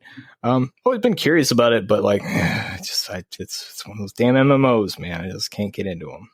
This is the only reason I liked Black Desert Online was because of how I didn't have to talk to anybody in that game. That it was a single player game for the most part. That's what I enjoyed. Let's see. And last on Twitter, well, not entirely last on Twitter, but last. Yeah, actually, let's grab that other one first before we'll go with the other one first. Yeah, in order before we forget. Yeah. Do you have that one, Justin? I don't know where that one is. Do you? Okay, I'll grab it. Okay. So this one comes to us from Cynthia. She's on Twitter at @short_cake19. She's actually a friend of mine in real life. I say that because we've originally met in Final Fantasy 11, but then she became my IRL friend because she moved to Austin. Cool. So she's got a really quick one. She says, been playing Final Fantasy 14 since the new patch came out and started watching the second season of Umbrella Academy. Love this show. Thank you, Cynthia. I wasn't sure if she was still listening to the show, but also I love that she said that she's been playing Final Fantasy 14 since the new patch came out, because she always plays Final Fantasy 14. So, hey man, you're into what you're into. Oh yeah. Her and her husband, that is the activity of the house. That's what's up, man. That's cool. Yeah. Okay, now last but not least, over on Twitter.com, we have our buddy Matt Jorgensen, and he is at Metal Matt Returns on Twitter.com. And he has this to Getting say in right at the wire, too, I gotta say. Oh, yeah, right at the wire, right as we started this podcast. You nailed it, buddy. Let's see. He has this to say on Twitter.com. He says, the pandemic has been pretty hard on me, and it's also been hard on Twitter.com. Half of my biggest form of geekery, Magic the Gathering, in parentheses, isn't really possible for the most part. That's very true. So I've been really diving into gaming. For the most part, those are my usual JRPGs and Sims, and boy howdy have I played a ton of them at this point. Even still, I found myself with a bunch of extra time. I started feeling that with getting back into manga and light novels. But Matt, you have talk about two things but haven't been specific. Part of that is because a lot of it has been a blur. But most I want to focus on a game called Arknights. It's a Chinese gacha game that's also a tower defense, and it has consumed my life since it came out. It's extremely free-to-play, friendly, and doesn't have PvP meta, so the possibilities are endless. It might legitimately be my game of the year, which is absolutely insane. Seriously, it's absolutely amazing. I have seen dude, YouTube wants to sell me fucking Arknights so hard. I see every video I boot up has an Arknights commercial. They're like, no, you really want to play this. I'm like, I don't though. But maybe I do now. You stop trying to sell me on these. Stop being YouTube, Matt. That's what I'm saying. I will say before we get into that, because it reminded me, I've been wanting something new to play on my phone because I haven't played anything since I got off of the Marvel Strike Force, got that monkey off my back, and I ended up picking up playing an old game that I'd never played before. It's a clicker called Adventure Capitalist. Okay. And it's basically just you make money, and it becomes very clear very quickly how insane like the concept of billionaires actually is. Like once you actually see the numbers, it's like, holy shit, like our whole society is fucked. Right. But anyway, like it does the thing where you can actually, it's free, but you can elect to watch ads to get like perks and stuff like that. And I'm fine with that, because if it's like, like I had tried playing another game on my phone where literally like every like few seconds there was another ad that played. I played the game for 5 minutes, and 30 seconds of that was me actually playing the game. The rest of it was ads. That sucks. Like that's the new way of free to play games on like mobile. Apparently, I'm not into that. But anyway, almost every ad was for this game called Idle Heroes, and I loved the ad that they were playing because it was so terrible. It's these two cartoon dinosaurs, and they're really crudely drawn and animated, and like it's clear that like English isn't their first language, but like the way that the lines are delivered are amazing. It's like how did you get 40 free drows? It's like, yes. Go over to Idle Heroes and type in code I8777 and get 40 free drows right now. Yes, I know exactly. I don't know who is doing these commercials, but that's how a lot of the Arknights commercials are. Okay. Like, they're exactly like that. It's like, whoa, look at this one. She's pretty cool. And I'm like, no, this is terrible. Why are you delivering your lines like this, man?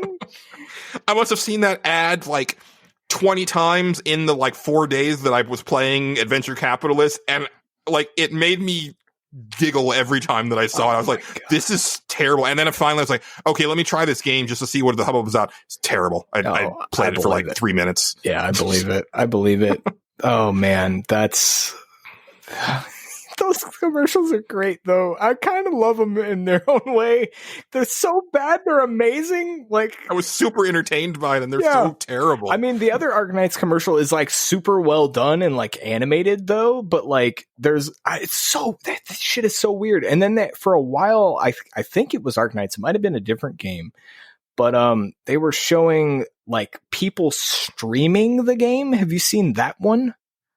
No, but I've seen ads like that. Oh yeah, those are weird. It's just people pulling, like doing the gacha stuff on their stream and reacting. Oh, that's a super huge thing for those games. Man. Like, because I would watch. There's a couple big YouTubers that only do Marvel Strike Force, and yeah, some of their videos was just like, hey, I bought. I paid like $200, and now I'm just gonna like do random pulls and see what I get for that much money. And Especially when like a new character would come out, like they would just like plunk a bunch of money in it because that like they had huge YouTube numbers, so they were probably like, it wasn't.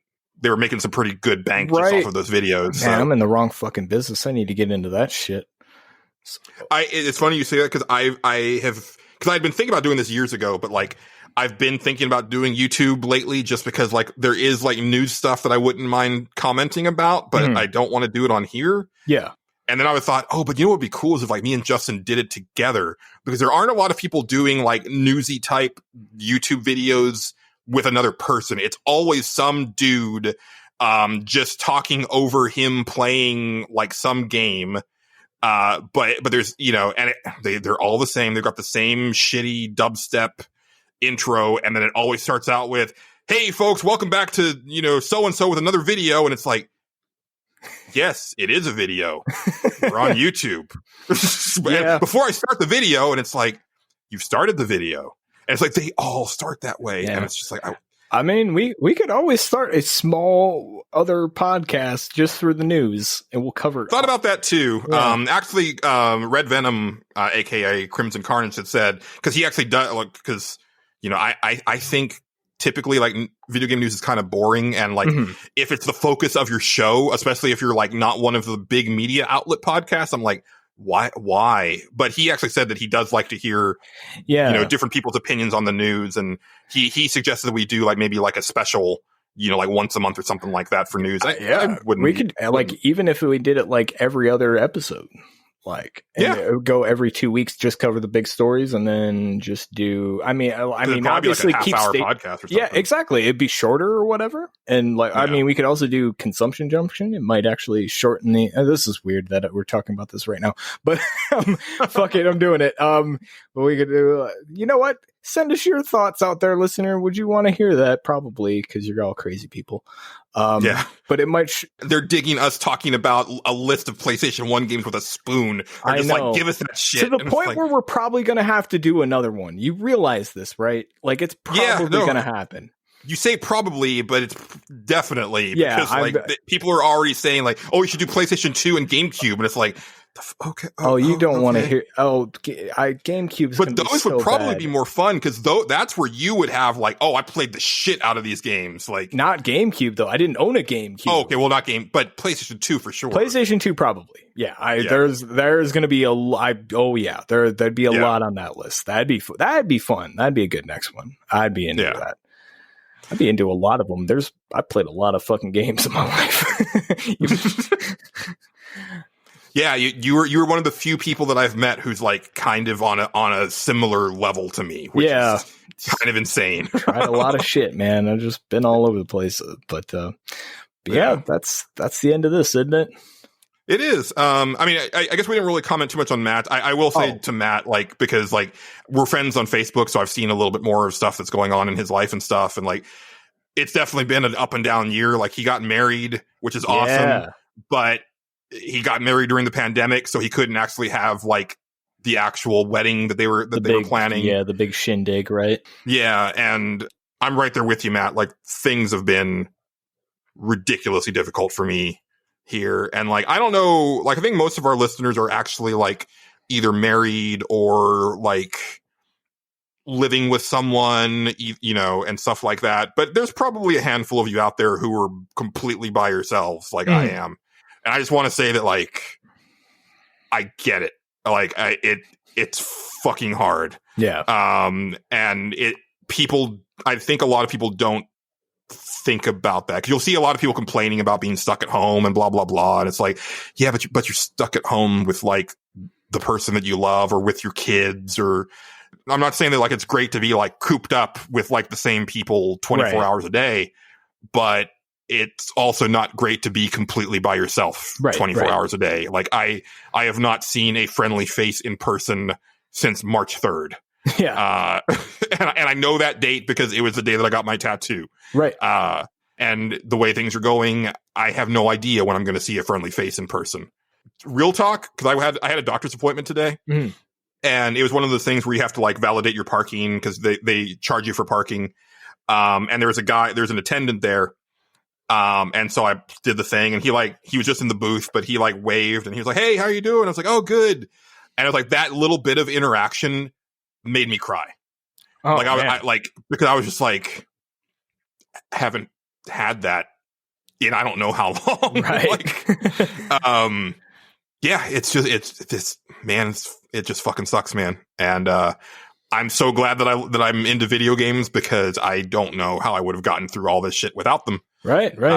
You know, and I'm not kidding when I say that the friggin' new consoles are kind of all that's keeping me going right now. So they got to come out. I need this shit, Justin. I mean, they might cost $1,000 though. That would be too much. It costs $1,000, Julian. 1,000. I'm willing to go $6.99 on PS5. I don't want to, but I would. That's you're a wild man, Julian Titus. You're a wild man. I am. And I got to reiterate, it's not a good idea to buy these systems. It's not a good idea to buy any system at launch. I just want the new and shiny. We were talking about this. We were talking about this before the show, and Julian was like, "I really want to know how much these things cost." And I was like, "I kind of getting to the point where I'm like, I don't really want to buy one at launch." Like, I'm like, why would I do that? There's nothing coming out for them. Like, nothing I'm really interested in anyway. Like, I mean, I wasn't interested in Halo Infinite in the first before it got delayed or looked like crap when they showed it. And I don't really care about the Spider-Man game, and that's really all that I can think of that's coming out. There's like maybe a few other things. Well, there's a lot of stuff that we don't know, which is also frustrating. Like Sony has even said that there's like games coming out for launch that haven't been announced yet. And I'm like, how the fuck have they not been announced yet? Then like, we're 3 months out. Fucking announce them. And, what are we doing? What the fuck are we doing? Yeah, maybe we need to do a news podcast. We should. It'll be fast. It'll be fine. We'll fucking do it, man. We'll reverse hosting jobs. I'll host the news podcast. It'll be fucking crazy. I could get into that. All right. It'll be fucking crazy. Yeah. All right. Well, what are we doing? What are we doing for next episode, Justin? I imagine that is also going to be something fucking crazy. It actually might be fucking crazy, because I have kind of an esoteric one, and these sometimes don't work out. Shocked. These sometimes don't work out, but hey, man, I think this is fun. All of my stuff before this has led to this moment. Well, okay, not really. Okay, so what I want for the next episode, stage select. Okay, for this one, you all have to pretend that you're really fucking good at modding video games, all right? And I want people to create mods for whatever game they want. And it could be anything. It could be as simple as, I want to put Mario in the Sonic game.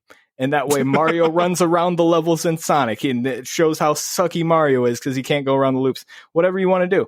It could be as simple as replacing sound effects in like I want, like, whenever Mario jumps, it makes fart noises because that's funny. Like, it could be off the wall esoteric, or you can like actually take and mod and like take things that you hated from a video game out and do something like that. But make a mod for any video game you want. Be as creative as you want to get. Go fucking do your wildest dreams. If you want to put sex in Pokemon, fucking do it. I don't care. It'll be great. No, man, no, I'm drawing the line there. I don't want to hear it. No, no, I want to hear it. I want to know all about your weird Pokemon things. This is you already shattered Mike Fallick's world when you introduced him to the concept of furries and Pokemon. Let's shatter some more worlds. Let's fucking do it. It'll be great.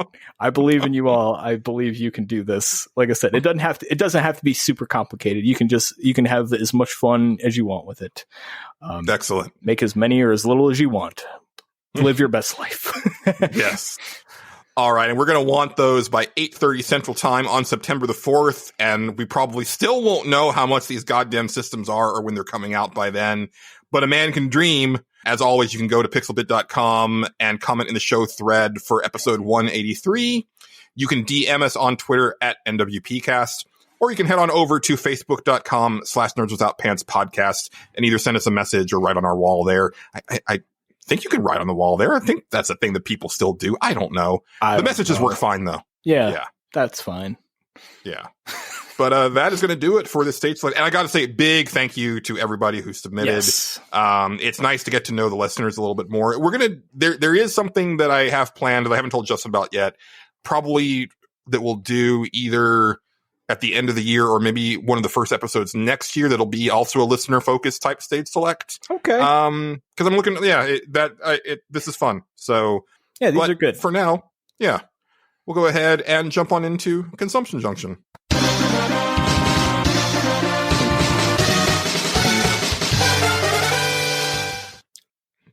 And Justin, did you want to kick things off this week? Do you want me to kick things off, Julian? Okay, I will kick things off. I will go through a weird. Okay, we were talking, I think, last episode or an episode before that. This always comes up whenever I mention Gwent.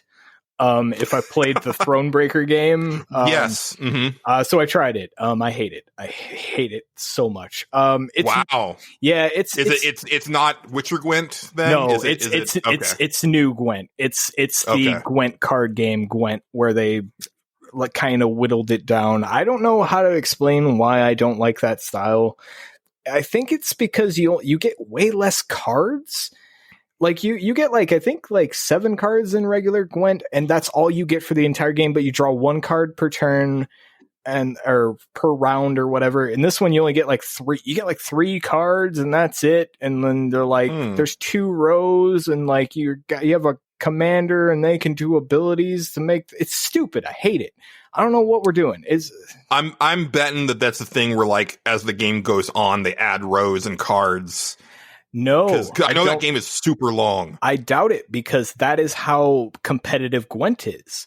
It is 2 rows, and there's like I think you have like a commander who does the things and activates abilities on cards and stuff like that. That's how so weird. It's real weird. I really liked the Witcher Gwent. I don't like that competitive Gwent. It is so strange to me. I know why they did it. It's probably it's a little bit simpler to understand. And it's a little bit more balanced, I'm guessing, for, player versus player stuff. But like, I don't like it. I like Witcher Gwent. That is a fun thing to do, especially when you get into all the like bullshit of giving your opponent spy cards and stuff and like drawing cards and like, oh man, I broke that fucking game. It was great. Let's see now we'll get into the big shit. Like I said, I played Carrion. I'm trying to think of any other little games. I know there's one that you played that you're probably going to mention that I actually touched for a little bit, so I'll wait for you to mention it. I touched a bunch of little Game Pass games, which I'm really like. I'll get into it because I've really been enjoying Game Pass the last couple weeks. Okay, we'll get into the one that I got called out for playing on Twitter, I guess. I played UFC 4, which I'm shocked that you would not expect me to play that. Because, like, look, we went through that list. How many boxing games did I play? I'm like, this is boxing and wrestling combined. Like, these are 2 things that I'm into. Why? And there's creative people. Like, of course I'm going to play this game. What are you, nuts?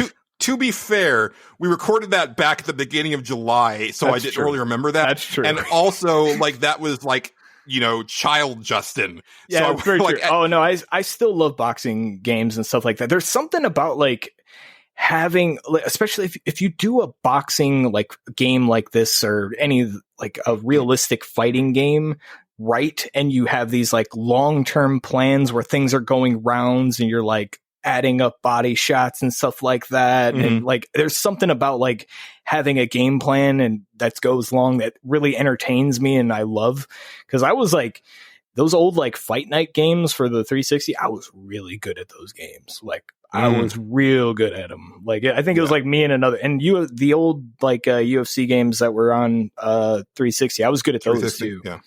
I played the demo of the first UFC game and I actually liked it. Like I wouldn't mind trying one of these games. I need more of the pomp and circumstance of like a WWE game. But then again, like the WWE games don't really have a lot of the pomp and circumstance because they've tried to be so realistic that they miss out on a lot of the fun of this one. I mean, wrestling. This one, I mean, it is a realistic fighter, so it's fine.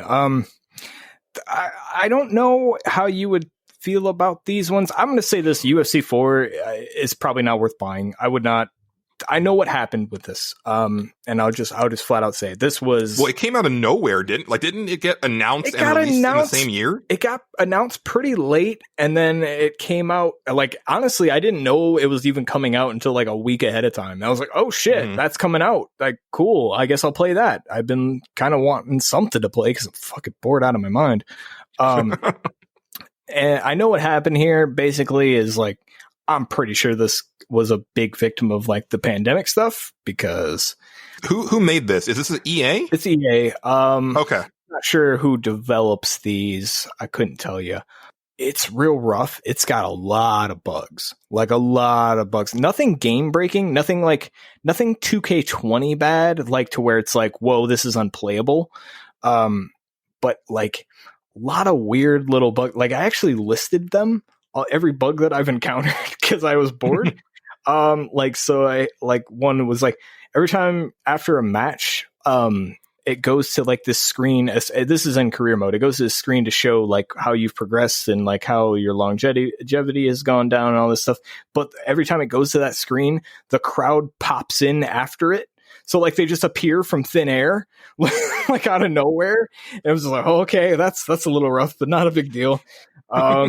Here's a fun one. When you receive the championship belt, it is produced via Dana White sorcery and appears around your waist. Like I don't know where he gets the belt. It doesn't exist. And then he does a motion and then suddenly you have the belt. It's like magic. It's fucking nice. Weird. I mean, that's like any, like role-playing game where you just like pull, like if you don't have your bow equipped, yeah, but then you switch to your bow and it wasn't on your back, but now it is. Yeah, you pull it out of your magic bag. Yeah, exactly. Yeah. Apparently Dana White is a sorcerer and has a magic bag. That's what I've concluded. Let's see, in like there's like a training room where like you can see under the stage, like and you go there a lot, and like the camera will just like get in a bad spot and it'll just show you the big white line where there's nothing. Like there's just a white void. I'm like, oh, that's rough. That's real rough. Let's see, like if you play a female in the career mode, they didn't bother to texture the top part of their clothes at all.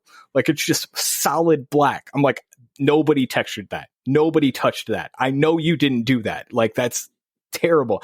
I think that has something to do with like there's probably a file going to the wrong place and pointing at the wrong thing, but it's bad. Like it's really bad. Here's another. This one's funny. This was I laughed. I cackled out loud at this because these next two are really funny. Bruce Buffer can't get all the way through his announcements in the game.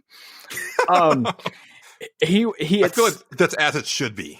At some point, he gets cut off, but here's the best part about it. That's fine. It'd be fine if it just solid cut off and switch to the next screen. You'd be like, all right, whatever. I guess he was going long anyway. Fuck him. Like he gets played off the stage. No, he keeps mouthing the words in the background, like it's still going in the background.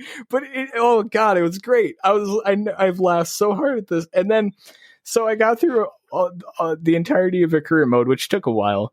Also, I do enjoy the career mode. It's got like some sort of weird Justin Ham crack in there, where just like, oh man, if I keep throwing this jab, my jab gets better. I gotta power up this jab. I gotta do this jab over and over and over again until it goes up a star, and then I'll be good. But anyway, at the end of career mode, which they oversell the fuck out of this game because like. They'll tell you like, oh man, career mode this year, it's got all sorts of new stuff. It doesn't. Just buy the old game. The old game has the exact same shit as this one did. They play it up like you're going to have this coach and you're going to have a relationship with this coach. You don't. He's just a fucking guy that's there. Wait, I thought that this was like the first UFC game to come out in like a really long time. No, UFC 3 came out a few years back, and it was for this generation. I don't remember exactly what year. I bought it on sale like forever ago.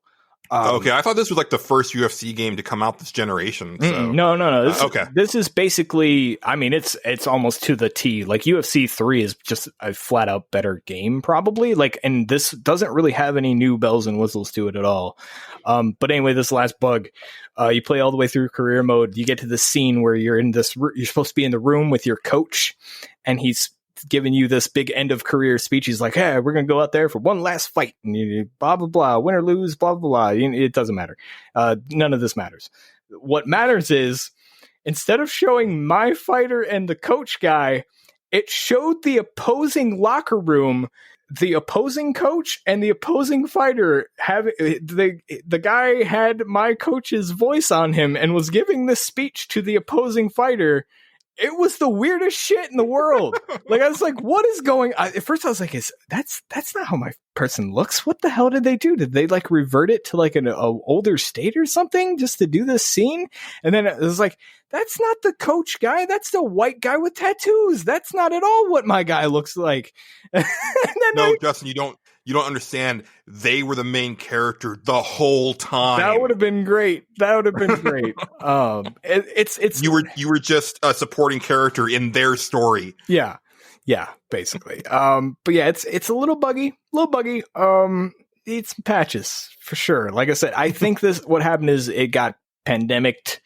I'm just gonna TM that phrase right now. It got pandemicked. Yeah, because a lot of stuff. I'm guessing this is one of those games, like, because it has like a franchise attached to it, it had to come out, and they were like, it's pretty rough, but we're going to put it out there. Like, they didn't have time to really polish it or anything. That being said, nothing's game breaking. Like, I haven't had it crash or anything like that. Oh no, that's not true. I have had it crash because the game has to be constantly online all the time. And if their server goes down, it boots you out of the fucking game. And then if you try to reload the game, it fucking won't load up because it tries to connect to online and then it crashes the game. That's bad. That's real bad. And I don't even play online. I don't give a shit about anything online. Also, another thing, because it's an EA game, has to have microtransactions in it, and boy, does it. So the way they've done it this time was, and they marketed it like this, and of course it appeals to me because they're like, look at all this cool shit that you can unlock for the creative fighter or whatever. They didn't tell you it's unlockable. They just showed all this like stuff you can buy. All this stuff you can put on your guy. Like, we got like, they had like a tiger mask and shit, like a luchador mask and all this stuff. I was like, oh dude, this is gonna be fucking cool.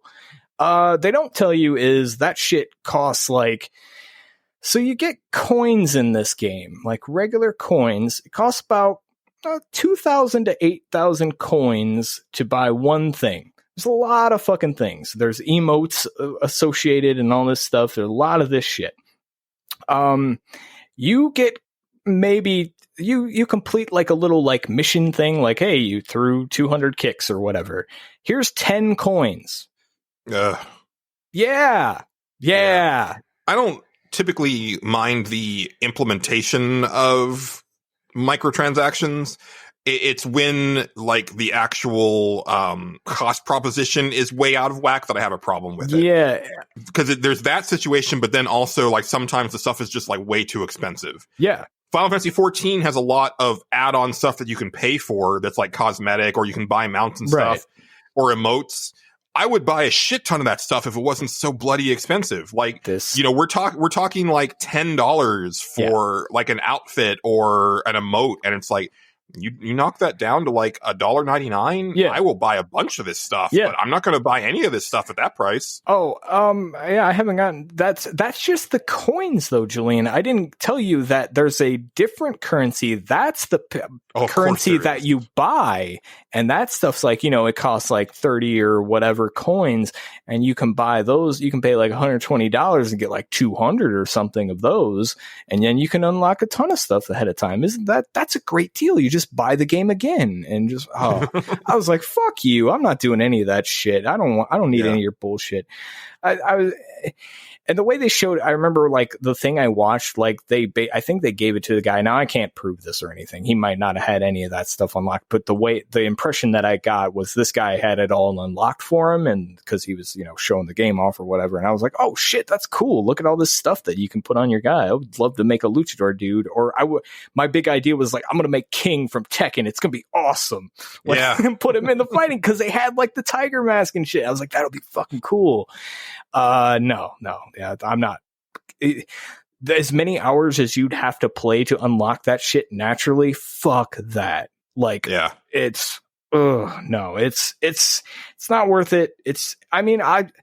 Here's the thing. I enjoy playing the game because it's a great turn my brain off type of fucking game. They've done a lot of stuff in the older games. Like, these games have really complicated controls. There's all the top buttons are modifiers for different moves. So you're constantly pressing different combinations of this shit. And then the triggers are blocks. And then each one is a different limb. And you like, it's really complicated. They've simplified like some of the stuff, but like, I've played a lot of these, so I'm really used to it, but I could not see like somebody picking this up and being like, oh yeah, I totally get it. It's not one of those types of games. It's not a pick up and play type of game at all. I mean, you could pick it up and just throw punches with your friends as long as you're both on equal skill sets, and you'd be fine. You'd have a good time knocking people out, but just buy the old one for way cheaper. Just trust me on that. Like, if you're going to do that, like I said, I'm having a good time with it because, like, again, it's just a total turn your brain off game and fucking do whatever, and that's pretty much it. Yeah, that's UFC 4. But the other game that I've been playing, and basically it's been UFC 4 has been a good like turn off my brain because this other game makes me think way too fucking hard sometimes in a good way. Is Crosscode. Yes, I have been excited to hear about this because I think this might be right up my alley, and I saw that you were playing. I was like, oh, cool! Like, I really okay. I'll give everything. I'll give you the short sell on this, or at least what the game is. So it's a kind of like a Zelda style game, you know, like action RPG, but you mix it with a twin stick shooter. Oh, I'm very confused. I thought this was the one where it's sort of like dot hack, where you're like in an MMO, but you're playing it by yourself. Oh yeah, that's the story of the game. Yes, I'm telling you the actual. No, but I didn't realize that. Like, okay, I thought it played more like an action RPG. Yeah, it is. I said that action RPG mixed with twin stick shooter. Yeah, that's the part that's throwing me for a loop. No. You basically like you're called a spheromancer, and it's a class in the game or whatever, and like you aim little balls of light and shoot them at things, and then if you don't aim with the stick, basically all your attacks are on the triggers. By the way, if you do decide to give this game a try, immediately go to options and switch the attacks to the trigger. I don't know who put them on the bumpers. It was a bad idea. Yeah, it was weird. I was sitting there playing. I was like, I don't like this at all. And then I went and changed it. I was like, okay, that's how this should have been the entire time. I don't know whose idea this was. But yeah, it basically plays kind of like a twin stick shooter in an action RPG. When people get up close to you, you can slash them. Like if you let off the stick or whatever, you slash them, and then like you can hit people far away with the little balls and stuff like that. And then there's a dodge button, like the other trigger dodges. Mm-hmm. It plays super fast. It's really, really cool. It's hard to describe. It's one of those things like you have to like pick up and play it. But it's on Game Pass for free. It's really good. And like we were talking about the story, that is basically the premise of it. It is kind of like you're in an MMO, but you're kind of like by yourself. No, you're not by yourself. You're with other people. But they're not. They're computer control. Like, exactly. They're supposed to be real people, but exactly controlled by the computer. Yeah. Just like dot hack. Exactly. PlayStation 2. It reminded me like storyline wise of at least at first, and I wasn't really digging the story at first, but I've really come around on it, and it gets a lot better. It reminded me of Sword Art Online, like a lot in the beginning. Which was a ripoff of dot hack, but yeah, exactly. It wasn't good. I didn't say it was good. That's what it reminded me of. Like I said, I slowly have come around to it on the storyline wise. The big thing for me that I really think is great, like I said, I love the combat. I love the way you move. You move so fast in this game. Like, it's super cool. There's no jump button or anything like that. You just auto jump whenever you hit a thing and you're on the same height. That's I guess one of the downfalls is like jumping. Sometimes it feels great when it's working, but sometimes because of the graphical style, it's hard to tell if you're jumping to something that's the same height, because if it's higher up, you kind of just biff and fall. It doesn't matter. You don't get punished too hard if you miss a jump. But like, in fact, that's one thing about this game I like is like, you don't really get punished for a lot of things. I mean, you do, but you don't. Like, it's hard to explain. You do. Like, if you die at a boss, you died at the boss, but you don't have to start all the way at the last save point or whatever. You start right in that room, you know, that makes it a lot better. And the boss fights and stuff like that are like, they're pretty frenetic and fast. And everything in this game is like a puzzle, which I really like about it. And I usually don't like puzzle type stuff, but I was about to say like that's usually a thing that turns you off. Exactly. But this one, since everything's a puzzle, I like it a lot more. Like, even every encounter is like, so you might hate this part about it, but like a lot of the enemies have stagger stuff, but like it's basically a puzzle to figure out how to stagger them a lot of the time. Mm-hmm. Now you can also just hit them with your sword and they'll die a lot of the time. But there are some people where it's like, oh, I have to stagger this guy, so I have to hit them with this certain thing and dodge these attacks, especially bosses. Bosses are like big puzzles and stuff like that.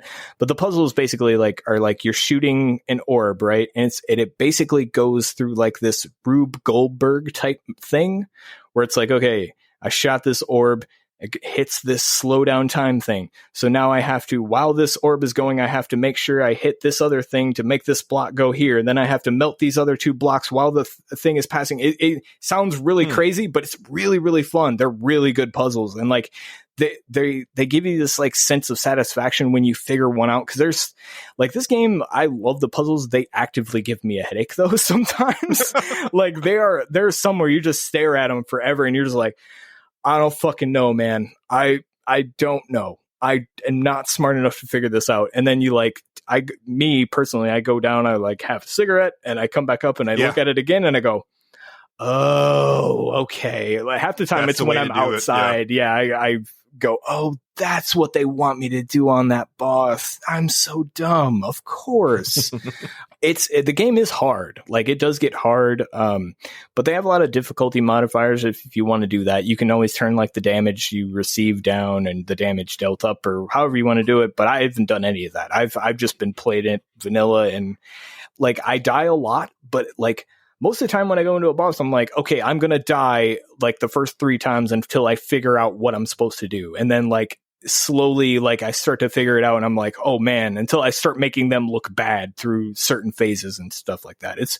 There's something really good about it. I really, really dig the game. Nice. And I did not expect to, because when I'd heard what it was, basically, I was kind of like, I'm probably not going to like this, but I need something to play until fucking stupid ass UFC comes out. Another thing, storyline wise, is I promise this will sound like a detriment for you, Julian, this game has a silent protagonist, but it is the most interesting take on silent protagonists I think I've ever seen. Because the thing here is the character can't talk, but it's an actual plot point that they can't talk. Oh, I'm down with that. It's really cool. And like, they want to talk. They actually want to say things to other people, but can't. And like, you get certain, so like part of the thing is like, she's given certain words that she can say. Like she can say hi. That's like the first word she gets. And then like, she can say her name, like Leah.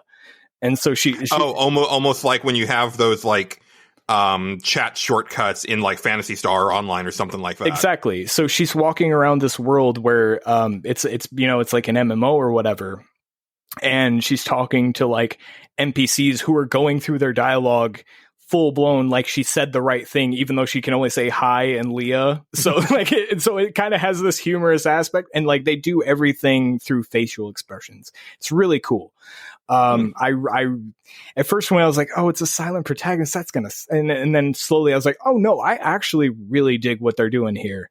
And like I said, it's actually a big plot point that they can't talk. And also another cool thing, you get party members in this game, which is really cool. Like for an action RPG, like the fact that you run around with like a little party of dudes that like all like just start going the fuck off whenever you start hitting stuff. It's pretty cool.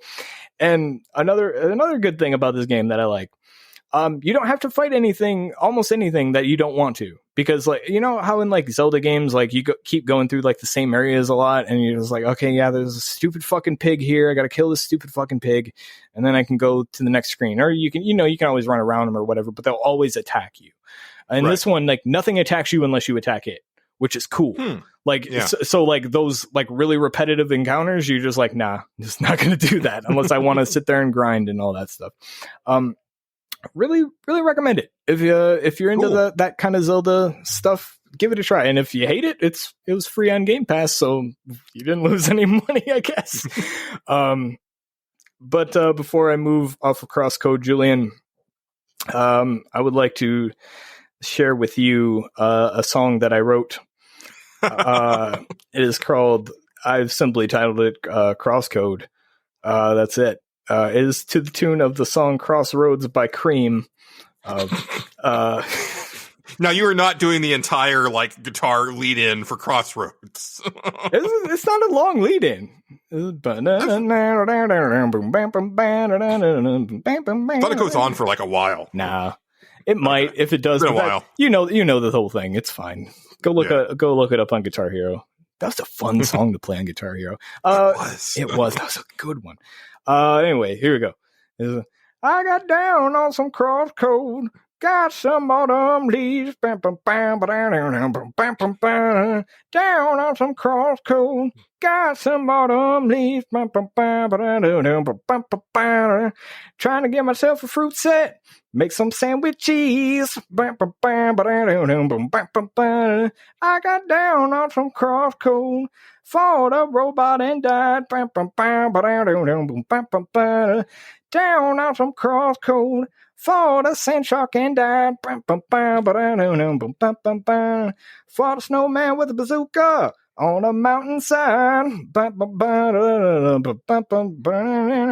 I think there's a guitar solo there. That's the end of the song. Thank you for your time. You had me at snowman with a bazooka. There's a snowman with a bazooka, man. He's pretty fucking cool. He has a top hat. That's one of the enemies that will fight you if you go near them. Like, they're assholes. But they're cool. I like them. Yeah. It's a cool game. I'll check that out. I was looking at it. Yeah, I really like the puzzles in it. Like, I you know me, like, I don't like puzzles. And if it started out, like, I was like, oh man, I really like the way this character moves. I really like the way I can dodge around, and you move so fast in the game. And then once I got to a dungeon, I was like, oh, these puzzles are really well designed. Like, I really dig them. And like, there's like some cool challenge stuff where you like your first party member, she will race you through dungeons and you can actually beat her. I found out. I thought it was impossible and it pretty much is on your first playthrough. She gets through them in a ridiculous amount of time, but you can actually beat her if you're good enough. So if you play through it a second time, you can challenge yourself that way. I'm not into that. I'm going to play through it one time. I'm on like, there's like 10 chapters in the game. I'm like chapter 8 and I'm right at the end of chapter 8.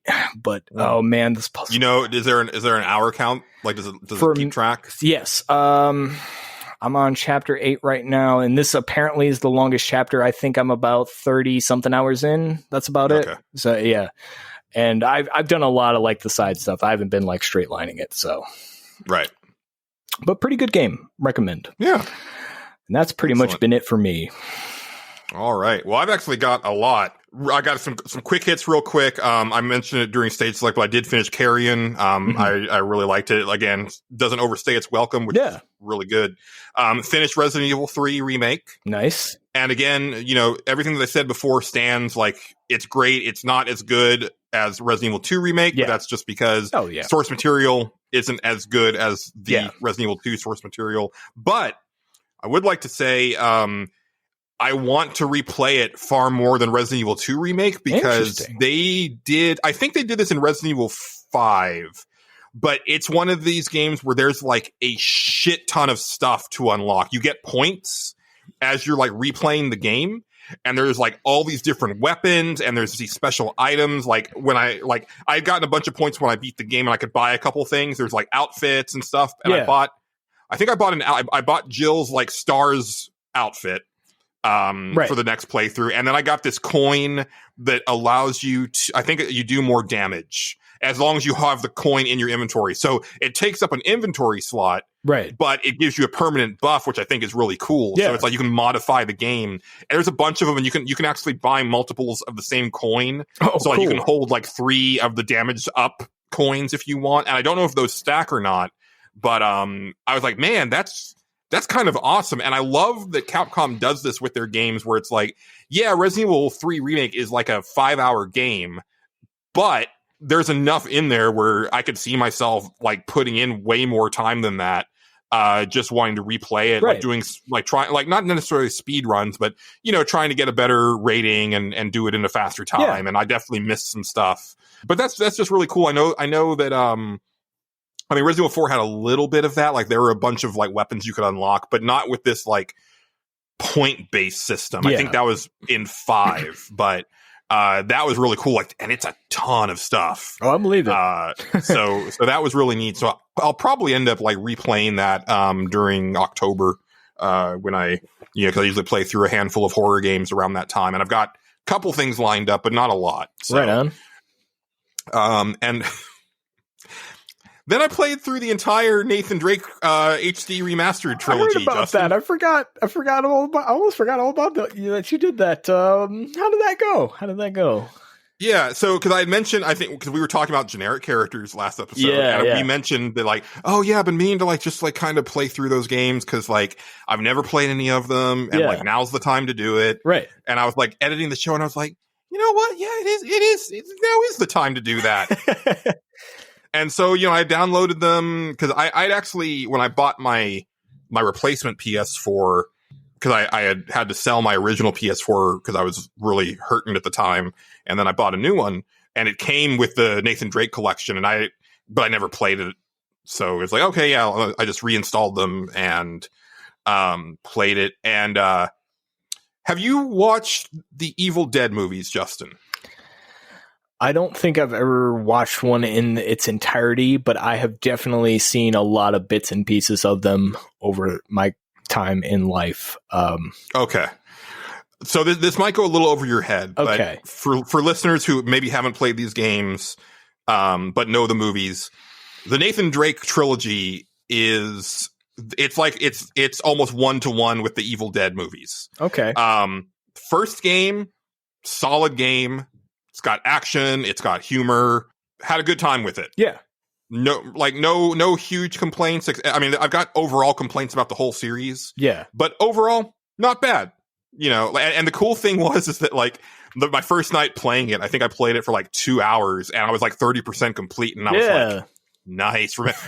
Remember last generation when like you could beat a game in under 10 hours? Justin? Right. Sweet. Yeah.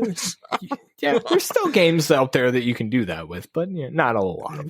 Not a lot lately. Yeah. And I will say, even at because I finished it in like 6 hours, it still felt too long. Because, and we'll get into it, but let me continue my analogy. So Uncharted 2 is just like Evil Dead 2 in the sense that for most of the game, I couldn't tell if it was supposed to be a sequel or not. Also the character was written completely differently, and I didn't know what the fuck was going on. And I was like, this actually makes the first game worse, because it completely eradicates that first game, just like Evil Dead 2 makes Evil Dead 1 a worse movie, to the point that like once you see Evil Dead 2, you never need to go watch Evil Dead 1 again. There's no fucking point. I know exactly what you mean. I've heard this actually said about the Evil Dead movies before. Yes. Yeah. And also Uncharted 2 is easily the best game of the 3, just like Evil Dead 2 is the best movie of the 3. Okay. But Uncharted 3 is easily my favorite of the 3. I had the most fun with that one. Okay. Just like Army of Darkness is the most fun of the Evil Dead movies. Army of Darkness is a fun. I have seen enough of that movie to. Yeah, that is a fun movie. This is my boomstick. Now for you specifically, Justin, because you would express interest in like going back and playing these. I think for the same reason. Yeah. Because you haven't experienced them. You should not play these games. Okay. Cool. I'm glad. just go watch a YouTube playthrough of them. That sounds like what I would want to do anyway. Yeah. Yeah. Because it's all environmental puzzles, which you hate. Okay. Oh, fuck yeah. No. Okay. Great. I'm out. Yeah. Thank you. And then it's like an exhaustive amount of third person shooting with bullet spongy enemies. Even on easy, like they will just not die. Especially on Uncharted 3, which I think has the worst shooting of the three.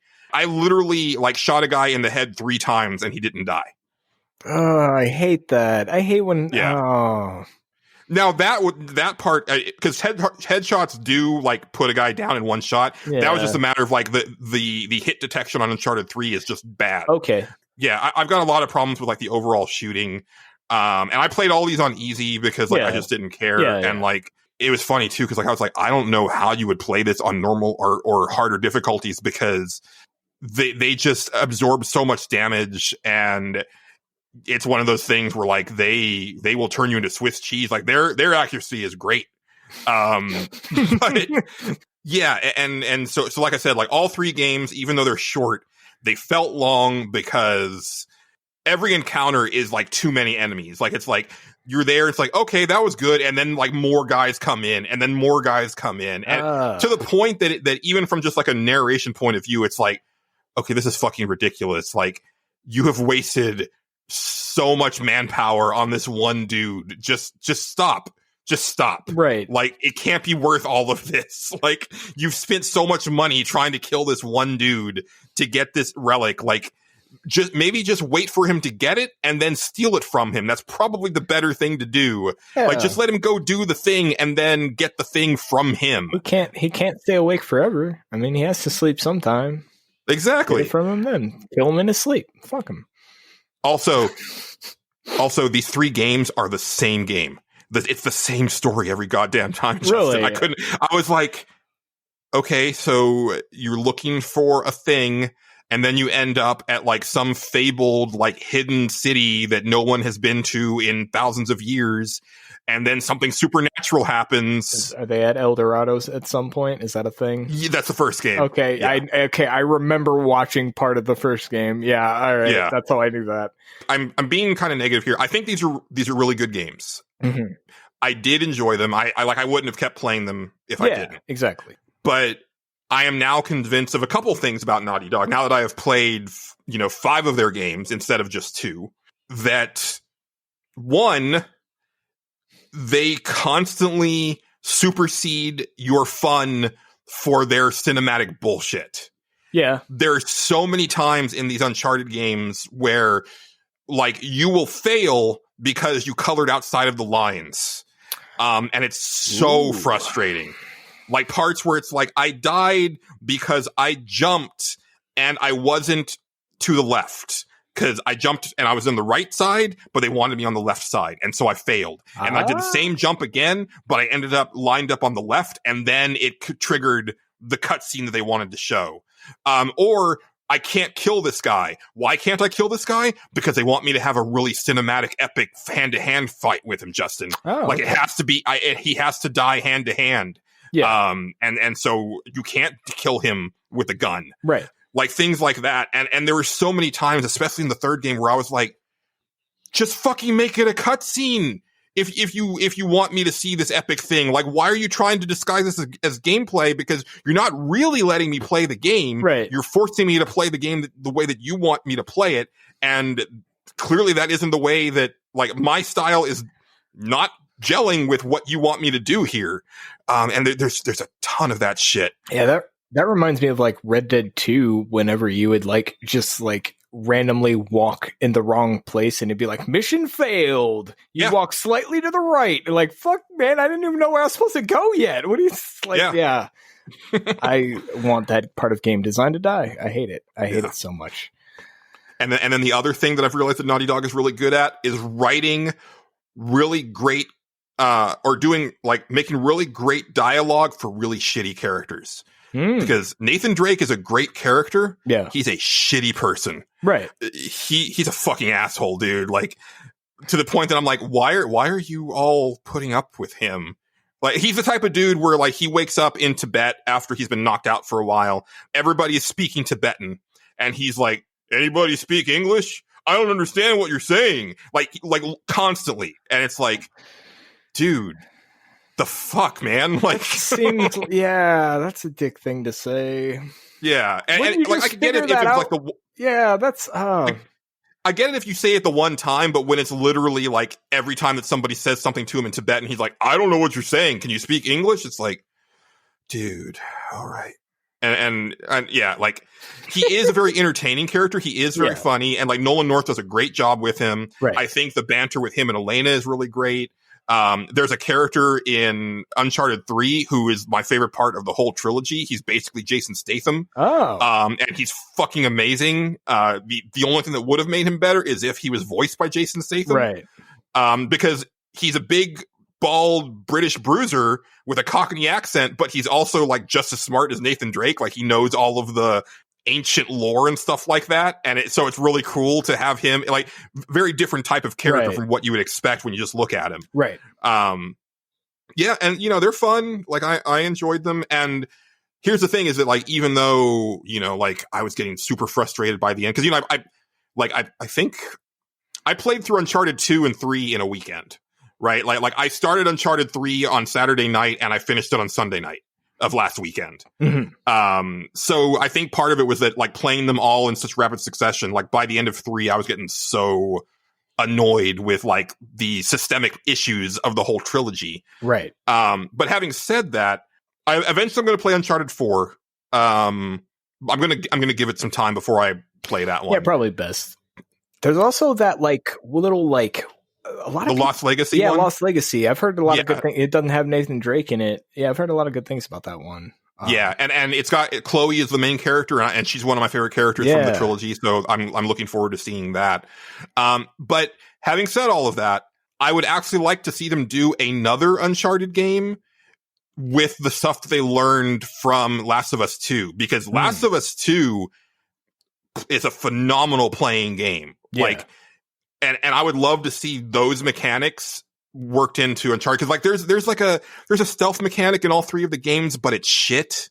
Sounds right. Yeah. Like it's one of those things where it's like you can't actually like go into stealth. Like he kind of does it for you. Like you'll see him kind of hunched down and then he's kind of in stealth, but not really. And it's like you've got to like I don't like those games where it's like there's not like a stealth button where you can actually like start sneaking around, you know? Right. Where you know that like, okay, if I'm in this stance, I'm making less noise, and you know, then I know when, because here it's like I don't know when like enemies can actually tell my presence, right? Like, it just seemed to be random if they would see me or not, and so yeah, I would love to see them do that. Maybe not another Nathan Drake game, but like, I was gonna say, I keep thinking 4 is like the conclusion of that franchise. I believe wrong. Yeah. Well, I think it's the conclusion of like Nathan Drake's story, whatever that may be. I don't know if he dies or he just kind of retires. Yeah. But you know, they could.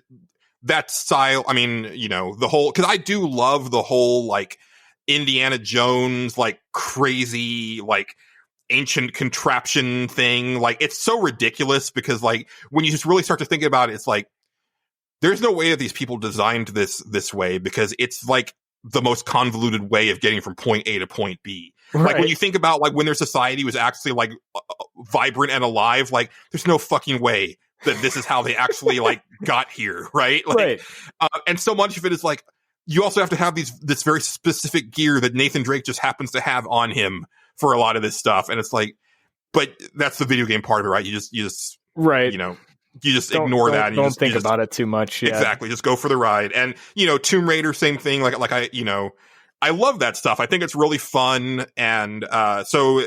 Just them taking that whole thing again for like maybe PS5 or something like that. Like I actually would like to see another one, new character, maybe completely removed from all the other characters, like a totally different thing, just with the Uncharted name, same type of, you know, core gameplay, maybe with like 33% less firefights, because holy shit, man. Yeah. That Yeah, I could see them going that route with that franchise. I mean, it's a big name already, so yeah, why not make another one? I don't know. I could see people being real upset, like, "Where's Nathan Drake? I want Nathan Drake in the game." Like, yeah. So I don't know. It's tough. Because I think they do age him up in the 4th one. That was the weird thing. And to clarify my comment on Uncharted 2, the reason why I was so confused is Sully, his kind of parental character. Yeah. He has brown hair in the second game where he had gray hair in the first. Okay. And also Nathan Drake in the second game is like a full-on thief, where in the first game I got the impression that he was more of like a treasure hunter who, I mean, he wasn't like trying to find this stuff for like a museum. He was definitely trying to find it to enrich himself. Right. But not necessarily like, oh, I'm also like a master thief who like can plan these heists, where that's what he is in the second one. So I was like, is this a prequel? Because this seems like a prequel, and it's super not. And I was confused for pretty much the whole game, even when like they confirmed that it is a sequel. Yeah, I was like, okay, so why is he doing this? Because this doesn't seem like what his MO was in the first game. Right. I don't know. It was really weird to me. Also, I would like to hear about jet ski levels. Oh fuck, dude. Yeah, there's a jet ski. There's 2 jet ski levels actually, in maybe 3 in the first game, that are some of the worst levels I have ever played in a video game. That's great. It controls like ass.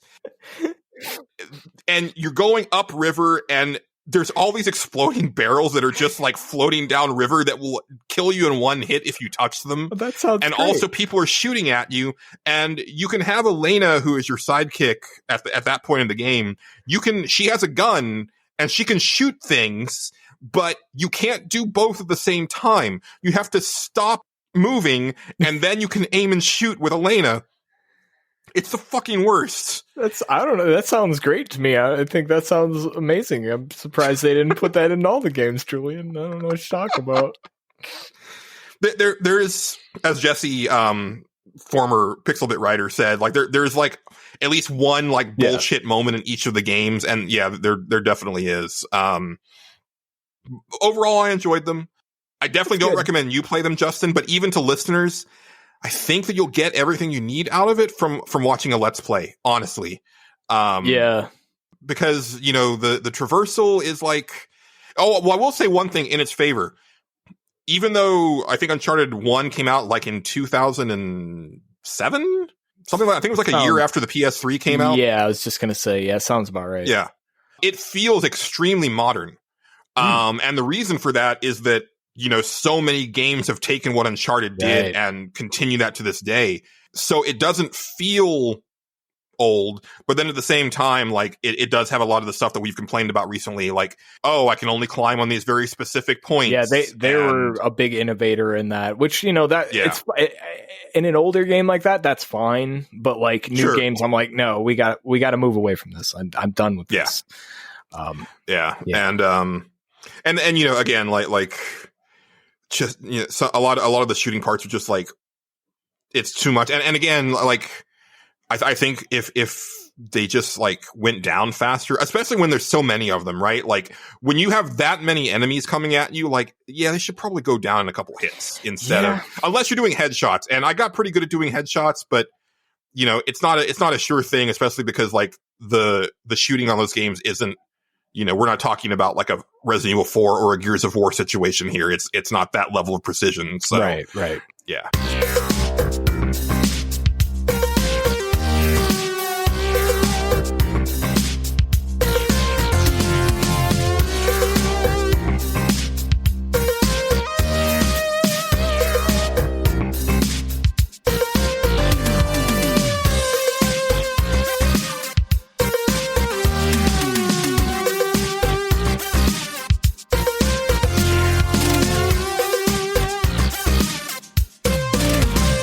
And then one other quick hit, which I forgot. This is on Game Pass, and I had not heard of it before, and I just randomly happened to grab it, and I've been having so much fun with it. It's a game called Xeno Crisis. Yeah. I touched this one myself after you said something on Twitter about it. Yeah, it is 100% Smash TV with a bootleg Aliens skin on it. Yes, and it is very much an arcade game. Like, you could kind of call it a run-based game because the levels are randomly generated, but there's not any like permanent progression. Like every time you start, you're starting from scratch. Yeah. It really is just like how far can you get with the number of continues that they give you. Right. I'm digging it, dude. Yeah. It's twin stick shooter, and there's like really cool like temporary power ups that you get, and you get these dog tags that are used as currency, and you can upgrade your stats, which makes a big difference actually. Right. I played it on normal. Well, normal is hard mode, and then I bumped it down to easy, and I've actually gotten to the point where, before game over, I can get to the fifth level now. Oh, nice. Where before I couldn't get past the second level. I was going to say, it's I just couldn't a matter get past of like the second level. I was like, all right, I'm good. It's pretty rough, but like you start to learn like the enemies and how to deal with them. And then also it's very much that type of game where you just enter that flow state where it's like, I'm not really actively thinking about what I'm doing. I'm just doing. Right. Yeah. And it feels really good where it's like, oh, like I've gotten to the boss of this level. I haven't taken a hit yet. That's amazing. Yeah. And so that's been really cool. And actually earlier today, I bumped it back up to hard, and I got to the boss of level 2. Nice. Before I had to continue. And the first time that I played that game, I used all my continues on the first level. Yeah. So yeah, that sounds right. Yeah. Okay. I have to ask a question about Smash TV. Did Smash TV had limited ammo? Because no, that is my one complaint about Xeno Crisis. That's the one thing I've only played it. I definitely haven't played as much as you. I played it like one time, and I was like, yeah, I might come back to this. I haven't uninstalled it or anything, but yeah, it's got couch co-op too, which like that'd be fun. That doesn't mean anything right now, but like that would be fun if I ever had an opportunity to do that again. the limited ammo. I was like, but I want my gun to have infinite ammo. Like my regular gun should just never run out. I don't understand. Yeah. Like I try because I'm like I wouldn't. So there is a melee, but it's not an actual active button. It's just that you automatically melee when you're close to an enemy. But I don't like the way that it's implemented because it's never clear about.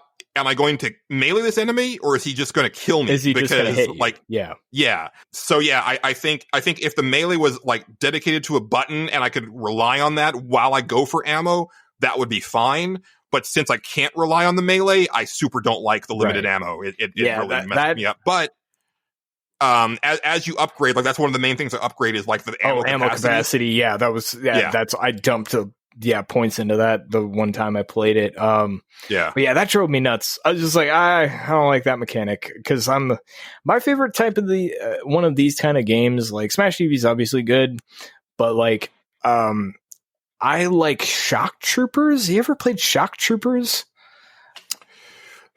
Let me look that up real quick. That sounds familiar. Okay, I'll explain it while you look it up. It's basically a Neo Geo. It's an old Neo Geo arcade game. You can buy them. I think they're on Xbox or definitely on Switch. I think they're on PlayStation 4 as well. But yeah, they're called Shock Troopers, and there's Shock Troopers 2. They're basically kind of like they're sort of like in the same style but you just have infinite ammo, and they're from the top based. This is the game that I've been looking for. Yeah, Shock Troopers is great, man. But wait. See, there was this game that I played in the arcade a long time ago that was kind of like based on Desert Storm. Okay. I don't think this is it, but it has some Desert Storm looking stuff. I don't know. I don't think I think it's like set in a fictional place, but it's right. Yeah. I mean, it wasn't like actual Desert Storm, but it was like supposed to, this might not be it. It looks a lot like it though. I got very excited for a second. This looked really good though. I was going to say, I would definitely recommend it. Like try it out. Like it is my favorite one of these games by like a long shot. Like, it's just like, I mean, it's Neo Geo, so like it's that sprite style, and it's really cool. You have a lot of different characters; they all have like different style guns and stuff like that. It's neat, man. And they don't have limited ammo on their main gun. God, that drives me nuts. I couldn't get over it. I was like, I didn't go back because of that. I will not lie. That part of that game was just like, I just want infinite ammo. But yeah. Well, sorry, I'm looking this up. I think I found the other one I was looking for. Oh, nice. I think it's called Thunder Zone. That sounds like a game. That sounds like it would be a game. Hold on, I'm looking real quick. Oh, you go ahead and look. But yeah, Shock Troopers, man. I think I found that on a MAME emulator, like in ancient history, and was like, holy shit, this game is awesome. And then I just like every time I've seen it on a console, I buy it because it's usually only like $7 or $8 or whatever. It's Right. always like just a super fun game to play for like 20 minutes or however long you want. You can blow through it in like an hour, if that even. And it's entertaining, especially like it's definitely one of those games that's kind of designed to eat quarters because it's an old arcade game. But like when you when you have infinite quarters, doesn't matter. It's you just mindlessly shoot things. It's great. And I did find the game I was looking for. It's called Desert Assault, and this is 100% one of those games that I would like to do like a emulation on like a arcade 1-up machine because like I'm never going to find a port of Desert Assault. No, like nobody remembers that game. It's never going to happen. Yeah, exactly. It's got the most generic looking cabinet. Like it was super capitalizing on the Desert Storm conflict. But it's a lot like Mercs, or like it's a lot like Mercs actually. If you ever played Mercs in the arcades, I believe I have. Yeah. Anything else, Julian? Well, again, just to reiterate, really recommend Xeno Crisis. If you have Game Pass, it's a no-brainer. Yeah. Even if you don't, because I think it might be on Switch and PlayStation 4, I would recommend just picking it up if you like arcade games, because it's just a super satisfying game to play. And again, it's just like, you play it, you get as far as you can on the number of credits you have, and then it's game over, and then next time you try to do a little bit better.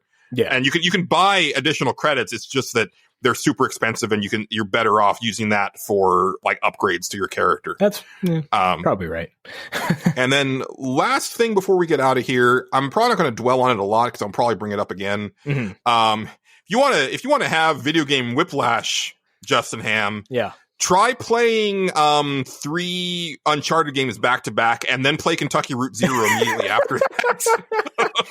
I bet that's a little jarring. Yeah, just a bit. Yeah. So I've been meaning to pick this game up because you had been really high on it at the beginning of the year. Oh, yeah. And you had mentioned it recently that it's probably your game of the year so far. Yeah. And then it just happened to be on sale. I was like, cool. Like, I have been meaning to play that, and this is probably a good time to try it. Now, Justin, and also listeners, as you all well know, I'm an idiot. Yeah. So a lot of the stuff in Kentucky Route Zero is like, it's too highfalutin for me. I feel that I don't know the story of the development of this game. I don't know if it's a single person or if it's like a small group, but I feel like whoever designed this game doesn't consider themselves a game developer. They consider themselves an artist, like capital A artist. Like it's that level of pretension coming from the game to me, where it's like, I get the overall theme, and it hits home in a very big way. A lot of it has to do with like, having to deal with just ridiculous crushing debt, and like the way that like, the corporate world just like sticks it to the little guy. And as someone who dealt with crushing debt for a very long time, right, like that resonates in a big way. And like it's subtle about it at first, and it becomes a lot more explicit as the game goes on. But then a lot of the packaging around that story is like, I need my wine and cheese and beret to appreciate this. I'm like, you're too fucking stupid for this, Julian. You thought that you could understand this highbrow art. Oh, silly plebe. That's kind of how I feel about it. I am really enjoying it. It is a very wordy game, but it's very well written. That it is. It's definitely one of those games that you have to sit down and play and know that you're gonna read a lot of dialogue. It's more almost interactive play than it is a game at a lot of the time. And like, in fact, there is one where you're just sitting there watching a play. Which you're not aware of until like a good chunk of the way through that section, where it's like, oh, like when I looked behind me, I was like, oh shit, what?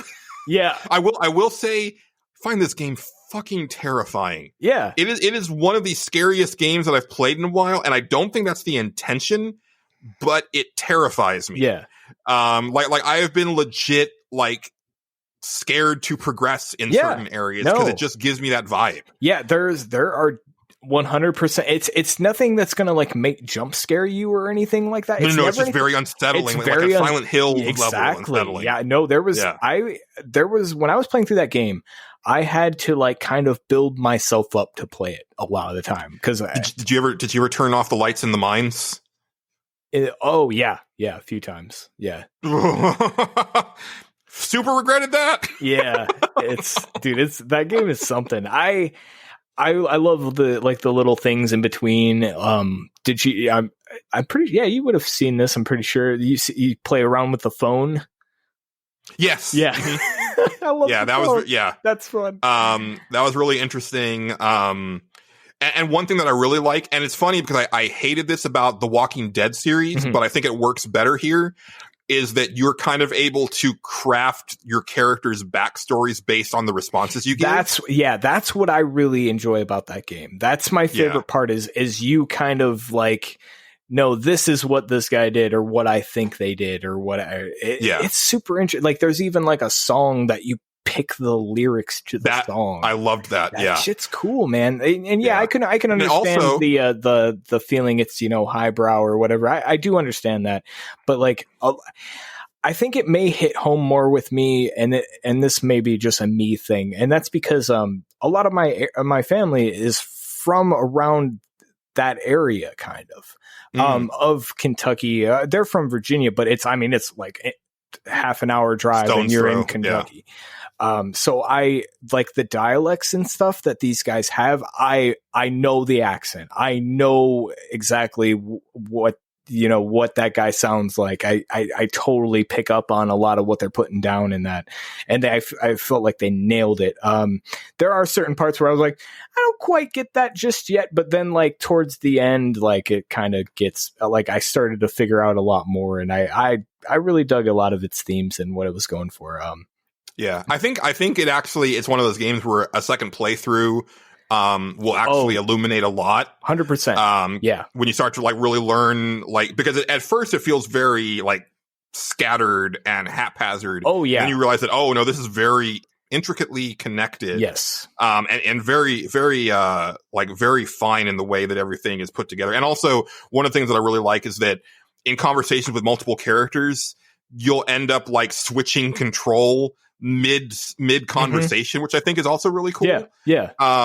It's got a lot of real good stuff going on, and I'm purposely not going to be adding any because I'm going to leave it to you, but I definitely feel like there's going to be like some Kentucky Route Zero music showing up 100%. In our end of the year special. Yeah. You haven't played. I know where you're at. We talked beforehand. You haven't heard the one that I would put on there, but you definitely the one that ended Act 4 was like, oh yeah, that's definitely 100% on there. Yeah, that is a awesome moment, man. I love that song. Yes, it's so good. Oh man, that is one of those moments in video games that I will never forget. Where you stay tuned, listeners. We'll get there when we get there. Yeah, but I am enjoying it. I think some of the higher concepts are probably like going over my head, but the core concepts are definitely like resonating with me in a big way. And I've been playing it like kind of like one act a night. You're doing it right. Yeah, don't try to binge. That is not a game to binge. Do not try to binge it. I don't think so. But the funny thing is that, because I told this to Justin before we started, but like last night or yesterday evening, I was like, oh, I'll just sit down and play Act 4 before I start editing this part of the list special. And I started at like 7 or something, and then it was like 10:30, and I was like, oh, that was not expected, because most of them had been like 2 hours or so, something like that. Yeah, Act 4 is super long. Yeah, I don't think that you can like really. It doesn't seem like a game that you can stop mid act, because like I tried to see if I could like save and quit, but then it gave me the option of going back to the circle, which made me think that I would have to restart the whole thing, and I was like, I'm in too deep. You know what? I'm not 100%. Going. You could be right. I'm not actually 100% sure if you can stop mid act. Yeah, I didn't want to risk it because I was like so far in by that point, and I was like, I will play this again at some point, but not. I don't want to replay this all tomorrow. Now, I will say this. I think the final chapter and the interstitial chapter, I know the interstitial chapter. If you haven't played that one, that one's really cool. And that explains a lot of what's kind of happening. And there's also the final chapter is pretty short too. In fact, it might be one of the shorter ones in the game, but it's really neat. It's I won't even spoil it. You play it because that'll be tomorrow. I'm not going to play it after we finish recording this. I'll probably just play some Xeno Crisis or something. But yeah, so I'll probably talk. As much shit as I talk on it, I'm probably going to play the fucking thing. Yeah. All right, but yeah, I think that's all. I played a shit ton of games in the last couple of weeks. That's awesome, man. It did feel good to like just run through like 3 last gen games like real quick. And again, like that's why I installed Master Chief Collection. I was like, I can knock through a couple of these in the same amount of time. That's pretty good. But I am gonna like switch to something bigger. Like I said, it might be the DLC for Witcher, or it might be Dragon Quest XI. There's a couple other things that are like, I've got kind of. I'm like, okay, maybe this next. Like I'm kind of like pulling certain things, like because this has definitely been like either playing old games that I never played, or replaying games, or just trying new things. Like again, oh no, I know what I want to play. Spiritfarer came out for Game Pass, which we saw that at E3 last year, and I think we were both like, dude, I don't know what that was, but that looked really cool. Yeah, I want to play that really bad. And yeah, I think the Witcher 3 DLC, if it's not too long, if I remember right. I mean, I could be very wrong, but I think I got through it in like 20 hours, something like that. That's what I'm figuring. Yeah. Something like that. Somebody, and I'll probably tack on more because I'm probably going to get sucked into some like side quests that I didn't unlock before. There's some cool side quests in not Hearts of Stone. Hearts of Stone is kind of like its own like one quest line thing, and it's really cool. Some of the best quests in the game, in fact, if not the best. But the whole Toussaint thing is just fucking. There's some really good side quests in that. So nice. Yeah, God, it's such good fucking DLC. God damn it. All right. Well, I think that's it for Consumption Junction, which means that the last thing is to lower the cage and step into the ring for a video game cage match. Ladies and gentlemen, welcome to the greatest spectacle on earth. This will be one hellacious ride tonight.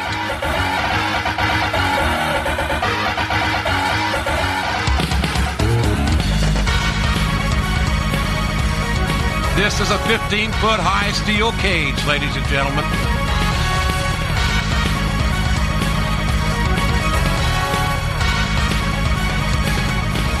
Who will triumph?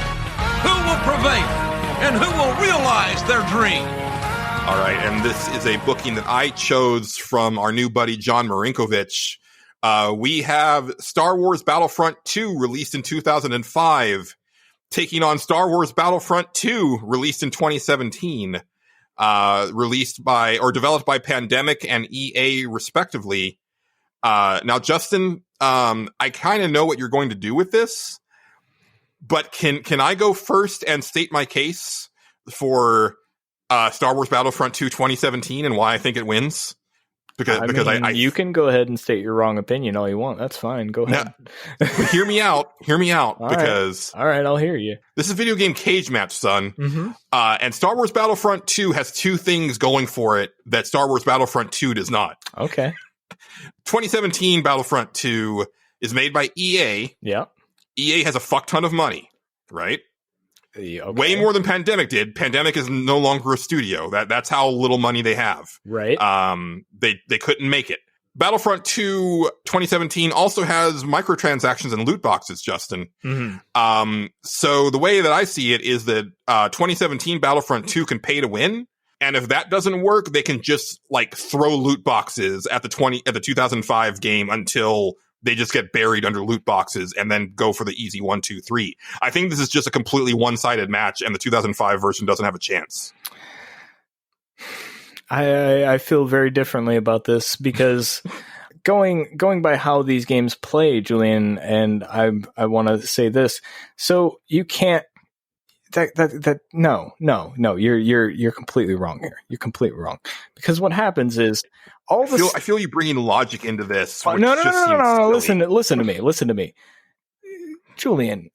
All the heroes in the original Battlefront, and from whatever year, the old one, Battlefront 2, made by people who aren't EA, all those heroes are already unlocked.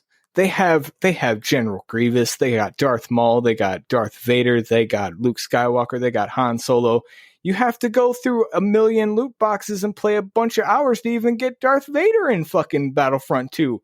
They only got one guy. How are they going to compete with that? There's like 5 Jedis on the other side. Okay, by the time they get enough people to even put up a fight, Julian, they'll be dead in the water.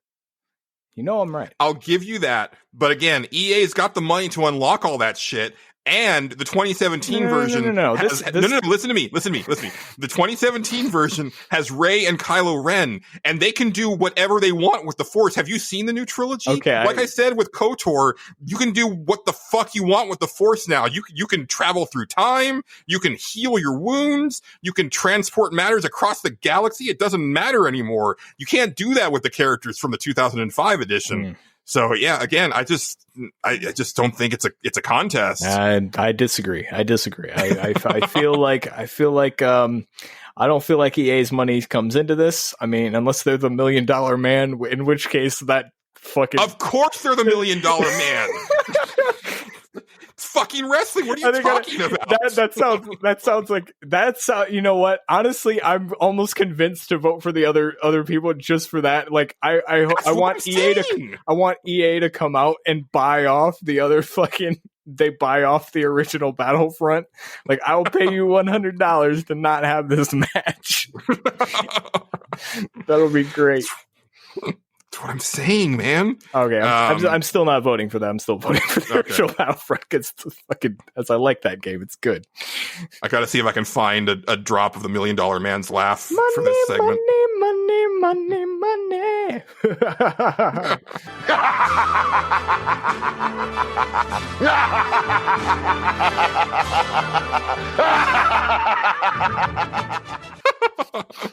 All right. Well, clearly we are not going to settle this, but thankfully, we the Nerds Without Pants are not the be-all and end-all for video game cage match, because our lovely listeners, in addition to booking the matches, are also our referees. And first up over at Facebook, we have Chris Murray, who says, well, seeing how I played Star Wars Battlefront 2 from 2005, it gets the win. No pay-to-win loot boxes will get my vote every time. While the levels were more limited, as well as the choices of who you could play and some of the vehicle mechanics were poor, it still has a place in my heart, getting my butt kicked by my brother, who was clearly better at the game than I was. Yeah, but they're all unlocked already. So you had. Well, that's what he's saying. What he's saying. I know. I'm backing him up, Julian. Oh, okay. All right. They're all calm your unlocked. tits. Now we're on pixbit.com. We have our buddy X, we are. and he has this to say. He says, well, Star Wars. I guess I heard that anything from the last 30 years or something wasn't canon, so I'll go with what is. So 2017 for the win. Okay, listen, that argument doesn't count for this thing because they're based on the movies. I mean, that none of the Battlefield fronts are canon because they're all made up battles that I guess actually happen, but you can win with the dark side. It's fun. It's whimsical. God damn it. Also, Extreme, we're in the pandemic. Go watch some fucking Star Wars. No, you don't. Do it for me. No. Just do it for me. For the band. For the band. Do it for the band. The Scott Pilgrim thing. I remember that. Yeah. Okay. It was a movie, so I just assumed you hadn't seen it. Actually, there's a clear cutoff date on what movies I've seen, and I can't. Scott Pilgrim is before the cutoff date. It stops at the original Avengers. Does that make sense? Okay, yeah, that makes sense. That's about where I cut off on movies. Scott Pilgrim was 2010, and I think Avengers was 2012. Yep. That's about. Yeah. It might have been. It might actually be a little after that. It might be like 2013, but anything before that, yeah, that's okay. Okay. All right. Well, next up on Pixelbit, we have San Andreas, and he says, "Since I have no actual dog in this fight, not being a huge Star Wars fan, what the fuck is going on? I'm going to go with the one that wasn't made by EA. So 2005 Battlefront. Good job. I appreciate you, San Andreas. I just want you to know that. A lot of people don't appreciate you. Julian, he tells me all the time, he's like, I don't appreciate him. But I appreciate you. I just want you to know, and I will give you $1,000 to beat Julian up. I won't actually do that. I like I had to clarify. That's how I joke. I can't not. I have to do that for my own sanity, or else I'm like, no, somebody will take me seriously, and I'll be very afraid. See that's why you should do YouTube, because like you'll never have to do an apology video, because like you'll clarify immediately. I constantly apologize. Yes, exactly. Ask.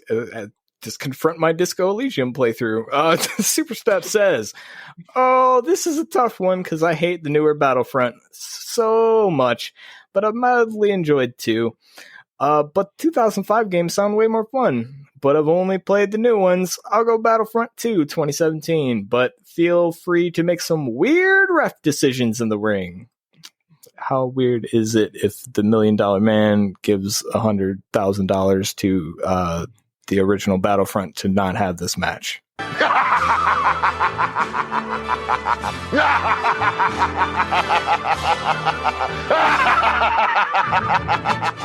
It keeps growing exponentially. What's going on? It was $100, and it was they declined the first offer, Julian, so we timed it by 10 or whatever. I don't know math very well. No, that's the art of the deal. That exactly. I read that. I read that. That's how it works. Tome. Exactly. All right. Next up, we have Casey Curran, who says Battlefront 2 2005 wins no contest. It's like comparing John Carpenter's Halloween to Rob Zombie's. Ouch. That's biting commentary, but I dig it. I haven't seen either, so I don't know. Really, you never seen I'm it? sure. Dude, I've even seen the original Halloween. That's crazy. I'm not a big slasher flick guy. I do want to see the original Halloween. It's one of those old movies that's just kind of interesting to see, like how they did everything. I don't know. I enjoyed it. I watched it with like a super fan who pointed out a lot of stuff to me. I remember, and that's what made me less scared of it too, because they're like, okay, there's a thing coming, because I'm a fucking coward. And I was like, okay, thank you.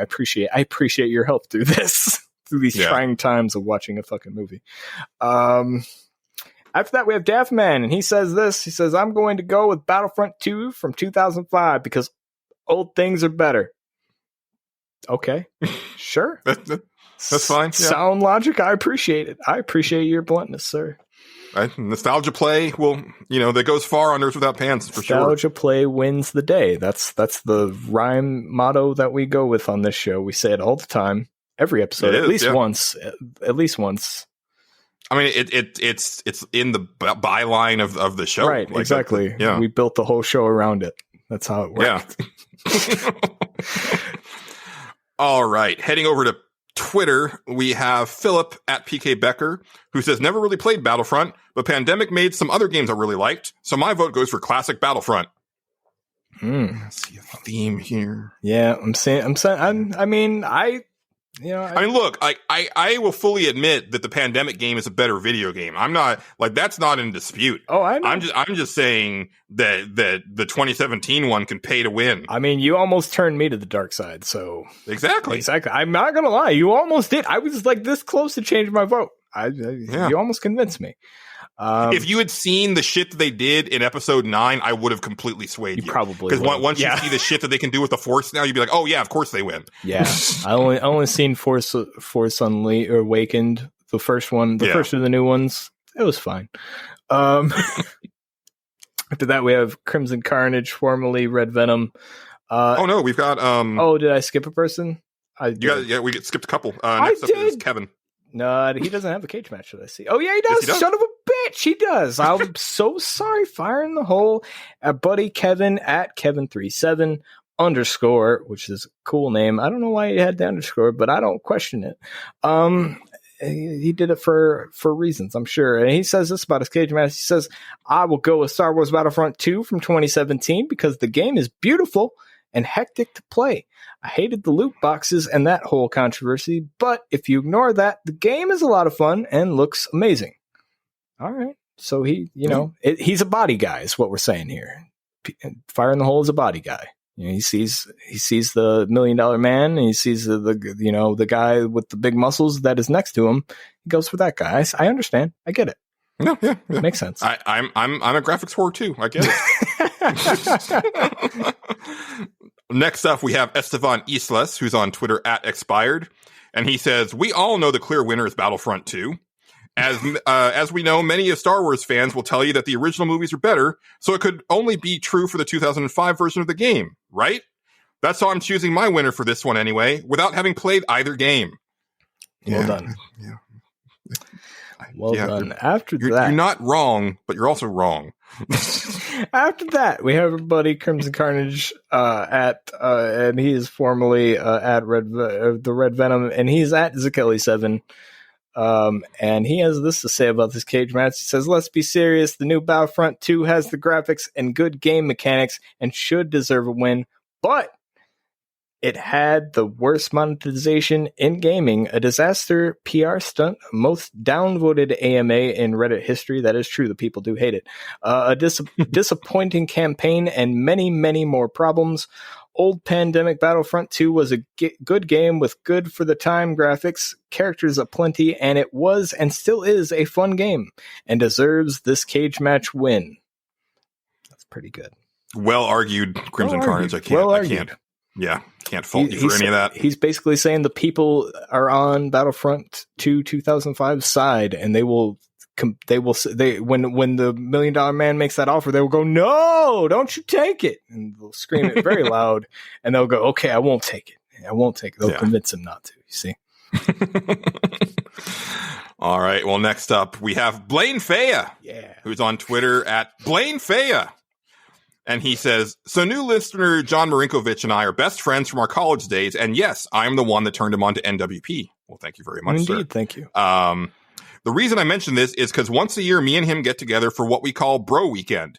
Basically, for an entire weekend, we get together, drink beer, eat unhealthy food, and play video games. There are a bunch of different ones we throw in, but the one that is played for hours every time we do this is Battlefront 2 2005. It's a game we both played long before we knew each other, so not only do we both have the nostalgia for it, we get to have a blast once a year playing it together. Everything about the game is freaking awesome, and there's no way I could pick against this fantastic game." Well, I can't fault you for that. Yeah, that's a pretty good reason to pick that game. Like, if we put Street Fighter 4 against any other game, I'm going to vote for Street Fighter 4 for the same basic reason with, playing it with my cousin. That makes sense. After that, we have Xavier Krieger. He is at Cadus Bane on the twitter.com, and he has this to say about the cage match on twitter.com, and he says, "I keep meaning to send something clever about loot boxes or whatever, but I'll vote for 2005 Battlefront 2 just for those memories of fun with friends at LAN parties." Yep, I played a lot of Battlefront. I don't actually think I played Battlefront 2 over a LAN, but I definitely played the original one, like the old one over LAN, and that was pretty good. So yeah, those are good. Yeah. All right, next up, we have John Marinkovich on Twitter @John Marinkovich, and he says, "It just has to be the original. Now, I can't be sure because I was on the younger side, but I think this was the game that I bought myself that came with a T rating. Up to this point in my gaming career, I had only been allowed to purchase sports games and games rated E because my parents totally bought into the bullshit that video games cause violence. It took a lot of convincing, but eventually my mom caved and said that I could get it, but that she wasn't going to promote that behavior by buying the game for me. I happily threw down the cash and never looked back. It had a very fun and most importantly replayable single-player campaign. The multiplayer never felt stale. The rewards were tough to achieve, but were amazing. Award rifle, anyone? And here's my favorite part.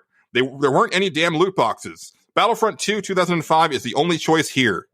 I can totally agree with having the parents that are strict about the thing. Although, dude, John, Blaine got all sentimental about you two playing the game together, and you don't even mention him. Well, he did vote for the same game. If he had voted for the other one, we would have had. Well, yeah. But I'm just saying. It just seems like a one-sided relationship to me. Well, I Totally causing dissent among you the are ranks. trying. You are now I'm the heel of Kate. Come on. After that, and finally, we have our buddy Matt Jorgensen at Metal Matt Returns on the Twitter.com, and he has this to say about the cage match over on Twitter.com. He says, "I haven't played either, but on the spirit of Star Wars, my vote to whichever is currently the underdog." Okay. All right. So whatever one isn't winning is what he votes for. Okay, Yeah. gotcha. Understood. So you want them to take the deal. I understand. That's fine. Dude, yeah, I think this is the biggest ass kicking since Quest 64. Oof. Yeah, I had a feeling it was going to be rough. Yeah. I had a feeling. Yeah. It's most. It does, like the pandemic, like the 2005 one does deserve to win. It does. I just happen to think that the 2017 one has a lot of dirty underhanded tricks under its sleeve or up its sleeve that it can pull out and actually get the win. But clearly I was wrong. And this match goes to Battlefront 2. Yeah. The 2005 one. The 2005 one. Yes. Let's see. But as always, Justin, there's always another match on the horizon. Indeed. And it is your turn to pick the booking. I don't know if I should always tell you before the show. No. I actually remembered this time Excellent. while we were talking and booted up the document so that I could look at it. And I'm going to book this one from San Andreas. Actually, before I do, I'd like to propose something to our audience and to you for this cage match thing. Because I think this promotion is lacking something, Julian. And now we're gonna book a match, same as always. But I just want to throw this up in the air, okay? This cage match association, the NWP Wrestling Alliance, whatever this is, we don't really have a name. It lacks a champion, Julian. You're right. Feel like we need a champion, and my plan was for us to have like an actual like WrestleMania type event this year, like at the beginning of the year. Mm-hmm. And then the Backstreet Boys Reunion Tour came and because I had a whole like thing planned. I was actually even going to try to get like a wrestler as a guest on the show. Mm-hmm. And yeah, just shit went pear-shaped. Well, I will propose this. What if we start a long-term tournament and we make a bracket with all the people that have won the cage match so far, and we have them fight it out? We'll randomize it a little bit. We'll 16 man, we'll even it out a little bit. We may get rid of one or something like that. But that way we'll have some true zaniness in the matchups because they won't make any sense at a certain point. And I'm just going to throw that out there to the void. You think about it. Yeah. Okay. And that would determine the first cage match champion because we need a goddamn champion, Julian. But in the meantime, I would like to propose this cage match from one San Andreas. It is Dig Dug versus Mr. Do. Okay. One of those bookings that's going to go over the heads of like 90% of the audience. Dig Dug versus Mr. Do. I played Dig Dug a lot in my dentist's office. All right. And remind us what we're going to be doing for stage selects next episode, sir. I want people to create a mod for any video game they want. Any mod you want. Do whatever. Fucking live your fucking dream. Change a game however you wish. Imaginary mod. You don't have to actually. You don't have to actually. Mod yeah. No. Good God. Yeah. No. I don't expect that. I mean, if you want to do that, that'd be cool. That'd be fucking. I'd be like, holy shit. But no. Just whatever. Just live your dream vicariously through whatever bullshit. Because I've always had like things. I'm like, man, I wish this game had this. Like, and I've done a lot of that through modding, and I would like to know what other people would mod if they had the chance. Yes. And then once again, for video game cage match, we have Dig Dog taking on Mr. Do. And we're going to want all those comments by 8:30 Central Time on September the 4th. I think that cage match is just fun to say. It is. Once again, you can head on over to pixelbit.com and comment in the show thread for episode 183. You can DM us on Twitter at NWPcast, or you can head on over to facebook.com/nerdswithoutpants podcast and send us a message over there. Thank you as always to everybody who submitted. This episode was a lot of fun. I hope it was fun for all of you. And yeah, I think we'll probably start to wrap things up. I don't think we have any pressing stuff. You can always find us on the Twitter. Justin? I am at Tyrone_Swift, or you can tweet my other podcast at Clickbait Update. Yes. And also send them or attempt to send them a more epic email than the last one that they got. Good luck. Good luck typing Togo. Togo's fucking hardcore, man. That dog's fucking great. I smell an animated series that ends up going on to it'd be fucking great. I'd watch billions of dollars. Shit out of Togo, the animated series. You might have to change the name. Disney might have a trademark on the name. We might have to work on that a little bit. No, because I got the impression that it was like an actual dog, right?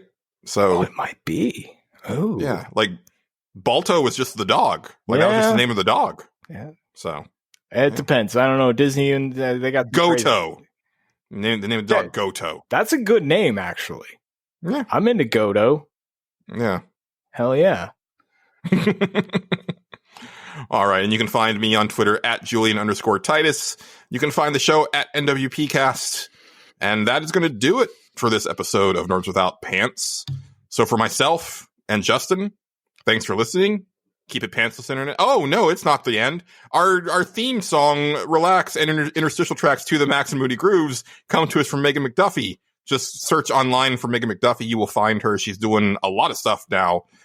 So go hit her up and give her some support. It is all, yes, very, very good. Indeed. Actually, I think I want to try to get a couple more songs from her for next year. I feel like next gen, we need some extra. We need to upgrade the apparatus of the show a bit. So we'll see. But yeah, that's going to do it. So for myself and Justin, thanks for listening. Keep it pantsless, internet, and wash your goddamn hands. Goodbye. Goodbye.